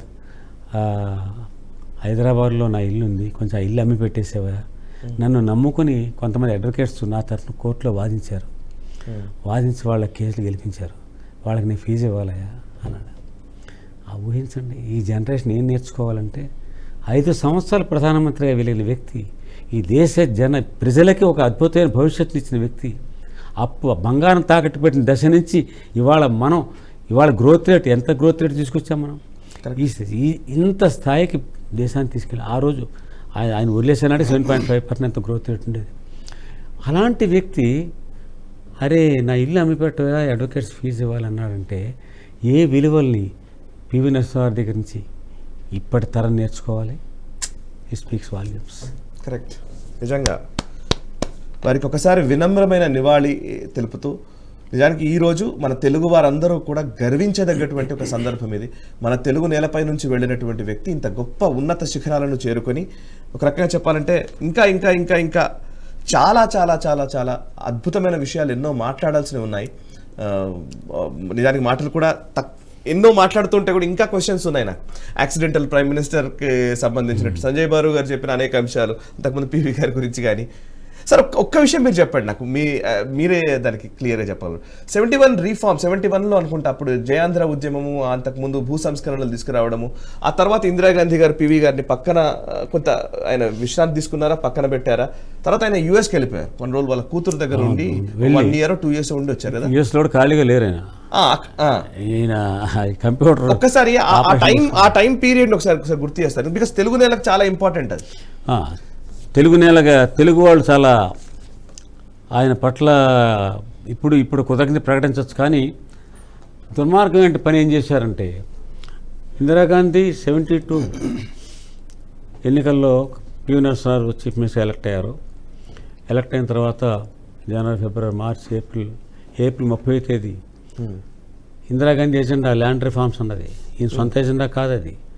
అప్పటికే బీహార్లో అక్కడ కొన్ని రాష్ట్రాల్లో వేరే విధంగా అమల్లో ఉన్నాయి ల్యాండ్ రిఫార్మ్స్. ఇవి ఆంధ్రప్రదేశ్లో తీసుకురావాలని ఆవిడ కోరిక. 72 ఏప్రిల్ 30వ తేదీ అర్ధరాత్రి 12 గంటలకి ఒక ఆర్డినెన్స్ వెలువడింది. ఆ ఆర్డినెన్స్ ఏమిటంటే, ఈ క్షణం నుంచి మాగాణి భూములు 5 ఎకరాల పైబడిన మాగాణి భూములు కానీ 10 ఎకరాల పైబడినటువంటి మెట్ట భూముల మీద కానీ క్రయ విక్రయాలని స్తంభింపజేస్తున్నాము. ఎవరు అమ్మడానికి లేదు, కొనడానికి లేదు. ఎందుకంటే ఒక బిల్లు వస్తుంది కనుక, ఒక కొత్త చట్టం వస్తుంది కనుక అది పూర్తి వచ్చేదాకా ఈ క్రయ విక్రయాల మీద స్తంభన అనేది అమల్లో ఉంటుంది. ఇది ఈ ఆర్డినెన్స్ మే 1 నుంచి.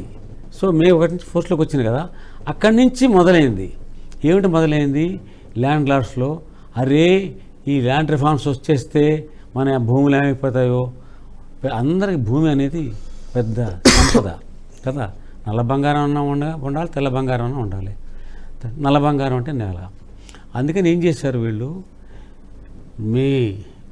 మెల్లగా మిల్కీ నిబంధనల మీద ఈయన జూలై ఆగస్టులో తీర్పు వచ్చింది. సెప్టెంబర్లో తీర్పు వచ్చింది, ఆగస్టులో అనుకుంటాను హైకోర్టు తీర్పు వచ్చింది. అందులో మిల్కీ నిబంధనలు అమలు సబబే అని కోర్టు తీర్పు ఇచ్చింది. పివి నరసింహారావు వెంటనే ఇది ఈ స్టాండ్ బై కోర్టు డెసిషన్ అన్నారు. అంటే ఈ కోర్టు తీర్పుతో తీర్పుని మేము అమలు చేస్తామని దీన్ని సాకుగా చూపించి విద్యార్థి ఉద్యమం ప్రారంభమైంది ఆంధ్రాలో, ఆంధ్ర రాయలసీమ ప్రాంతాల్లో. ఆ విద్యార్థి ఉద్యమం అంటే Telangana is happy with Milky rules. Milky అంటే ఇప్పటి తరం వాళ్ళకి తెలియదు. మీరు కనీసం 7 ఏళ్ళు 14 ఏళ్ళు అక్కడ ఉంటే కానీ మీకు లోకల్ సిటిజన్షిప్ రాదు. సో ఉద్యోగం రాదు మీకు సర్కారులో కదా. కాబట్టి తెలంగాణ వాళ్ళు హ్యాపీ. బట్ ఆంధ్రాలో ఇదేమిటి, మన రాజధానిలో మనకు ఉద్యోగాలు రావా అని విద్యార్థులు ఉద్యమం చేశారు. అది పెద్ద ఉద్యమం అయిపోయింది. ప్రతి వాళ్ళు దిష్టబొమ్మలు తగలబెట్టిన వీటిలోకి వస్తున్నారు. అప్పుడు పివి నరసింహారావు ఏం చేశారంటే, ఇది ఇలా కాదు, మనం వెంటనే మొదట్లోనే మొగ్గలను తుంచేయాలనుకున్నారు ఆయన. అనుకుని అక్టోబర్ 24వ తేదీ నాడు ఆయన ఆంధ్ర వెంకటేశ్వర విశ్వవిద్యాలయాల విద్యార్థి ప్రతినిధులను ఇన్వైట్ చేసి ఏలూరులో ఒక సమావేశం పెట్టి వాళ్ళని, మీరు వర్రీ కావద్దు, బెంగపడద్దు, భయపడద్దు, ఇదేదో షరతులతో కూడిన రాష్ట్రం కాదు, ఈ మిల్కీ ఇష్యూ మీకు ఏ రకం బాధించదు, నేను ఇందిరాగాంధీతో ప్రైమ్ మినిస్టర్తో మాట్లాడతాను, సార్ట్అవుట్ చేస్తాను అని ఆయన హామీ ఇచ్చారు. హామీ ఇచ్చి వెళ్ళిపోయారు. కానీ ఆ హామీ కోసం కాదు ఉద్యమం అది. అందుకని అదే రోజు అర్ధరాత్రి 10 గంటల నుంచి నిరవధిక సమ్మె మొదలుపెట్టారు విద్యార్థి సంఘాలు. విద్యార్థి నిరవధిక సమ్మె 4 రోజులు తిరిగే లోపల ఎన్జిఓల strike, gazetted officer strike, judicial officer strike, municipal officer strike చేయని వాడు ఎవరినో ఉంటే జిల్లా కలెక్టర్ ఒకటే. బికాజ్ ఇండియన్ సర్వీసెస్ తప్ప కలెక్టర్ క్యాంప్ క్లర్క్ కూడా రాలేదు. ఏ జిల్లాలోనూ లేవు. మరి ఆంధ్ర రాయలసీమ అంతా కలెక్టర్ పని చేయాలంటే అనఫీషియల్గా బతిమాలుకుని ఎవరినో గుమాస్తని పిలిచి టైప్ చేయరా అనేవాళ్ళు. కంప్యూటర్ లేవు కదా టైప్ చేయాలంటే. అలాంటి పరిస్థితి అక్టోబర్ 25 నుంచి స్టార్ట్ అయింది. నవంబర్, డిసెంబర్, జనవరి, ఫిబ్రవరి 4 నెలల పాటు సాగింది అది. చివరికి ఆయన చివరికి ఏం చేశారు, ఫిబ్రవరి చివరిలో ప్రభుత్వాన్ని మార్చారు. ఎందుకంటే ఇలా కాదు, కొన్ని వర్గాలను సాటిస్ఫై చేయాలని మంత్రివర్గం మార్చారు. వేరే మంత్రివర్గాన్ని తీసుకొచ్చారు. అందులో ఏ భూస్వామ్య వర్గాలకి ప్రాధాన్యత ఇవ్వాలి ఇచ్చారనుకున్నారు ఆయన. 7 రోజులు నడిచింది. కానీ ఈ అసంతృప్తి సెగర చల్లారలేదు. ఇందిరాగాంధీ చెప్పింది మీరు దిగిపోవాలి అని. దిగిపోకపోతే ప్రెసిడెంట్ రెడీగా వచ్చి ఆర్డర్ వచ్చేస్తుంది. అప్పుడు ఈయన రాజీనామా ఇలా ఇచ్చారు. ఇచ్చిన మరుక్షణమే రాష్ట్రపతి పాలన విధిస్తున్నట్టుగా ఆర్డర్స్ వచ్చేసాయి. దీని అర్థం ఏంటి? సో ఇది ఇందిరాగాంధీ కేవలం ఈ ఉద్యమం ద్వారా వచ్చిన అసంతృప్తి రాజకీయంగా తన పార్టీకి నష్టం కలిగిస్తుందేమో అన్న కారణంగా పివి నరసింహారావు తప్పించడం ద్వారా, ఎందుకని ఈయన రిఫార్మ్స్కి ఆవిడే ఉపయోగించుకుంది ఈయన్ని. రిఫార్మ్స్ వల్ల బెనిఫిట్ పొందేది ఇందిరాగాంధీ అంటే ఆమె పార్టీ. ఎందుకని బలహీన వర్గాలు ఉన్నారే వాళ్ళకి వెళ్తాయి ల్యాండ్స్ భూములు ఈ రిఫార్మ్స్ వల్ల. ఆ వెళ్తే కనుక వాళ్ళంతా నాకు లాయల్గా ఉంటారు. మీరు చూడండి, కాంగ్రెస్ ముఖ్యమంత్రులు ఉన్నంతకాలం ఇందిరాగాంధీ మీకు ఇల్లు ఇచ్చింది, ఇందిరాగాంధీ మీకు రుణాలు ఇచ్చింది, ఇందిరాగాంధీ మీకు స్కూల్లో చదువుకోవడం బట్టలు ఇచ్చినాయి, అన్నీ ఇందిర ఏ చీఫ్ మినిస్టర్ చెప్పలేదంటే వాడు మార్చేసింది. ఓకే, అంత భయంకరంగా నడిచినటువంటి రోజుల్లో పివి నరసింహారావు తీసుకున్న రిఫార్మ్స్ వల్ల నాకే అసలు వస్తే అంటే నా పార్టీకి నష్టం వస్తుంది అని ఆలోచించాము. ఆయన తప్పించింది. కానీ ఆయన సామర్థ్యం పట్ల నమ్మకం లేక కాదు, ఆయన మేధస్సు పట్ల నమ్మకం లేక కాదు. అందుకే తర్వాత ఆయన ఫారిన్ ఎక్స్టర్నల్ అఫేర్స్ మినిస్టర్ చేశాడు, ఆయన హెచ్ఆర్డి మినిస్టర్ చేశాడు, నవోదయ స్కూల్స్ తీసుకొచ్చాడు దేశంలో. సో ఆయన తెలివితేటలు మేధస్సు నిరూపితమైనవి, లాయల్టీ కూడా నిరూపితమైంది. చివరిదాకా ఆయన ఇందిరాగాంధీతో ఉన్నారు, దాంతో సేలియారు ఆ పార్టీతో. కరెక్ట్. అండ్ ఇంకొక విషయం సార్, ఆయన చివరి దశలో వారికి ఈ కోర్టు కేసు గురించి ఇందాక మీరు అడిగారు కదా, యాక్చువల్లీ మీరు నాకు చెప్పారు యాక్చువల్లీ కోర్టు కేసులకు సంబంధించి ఆయన ఇల్లు కూడా అమ్మేసేయాలని. కోర్టు కేసుల కోసం ఆయన వీల్ చైర్లలో కూడా ఆయన కోర్టులలో వెళ్ళి ఆయన పార్టిసిపేట్ అన్నారు. అది యాక్చువల్లీ సార్ బాగా వీక్గా ఉన్నారు, అప్పుడు ఫిజికల్ వీక్నెస్ అంతే. నేను యాక్చువల్ అప్పుడు ఇక్కడ ఉన్నా, నేను నాకు జ్ఞాపకం లేదు, బట్ యాక్చువల్లీ అటెండ్ అయ్యారు, కేసు అటెండ్ అవ్వాల్సి వస్తే వెళ్ళారని చెప్పని అన్నారు. ఆ టైంలో ఆయన మానసిక సంఘర్షణ ఎంతలా ఉండేదో కదా అసలు.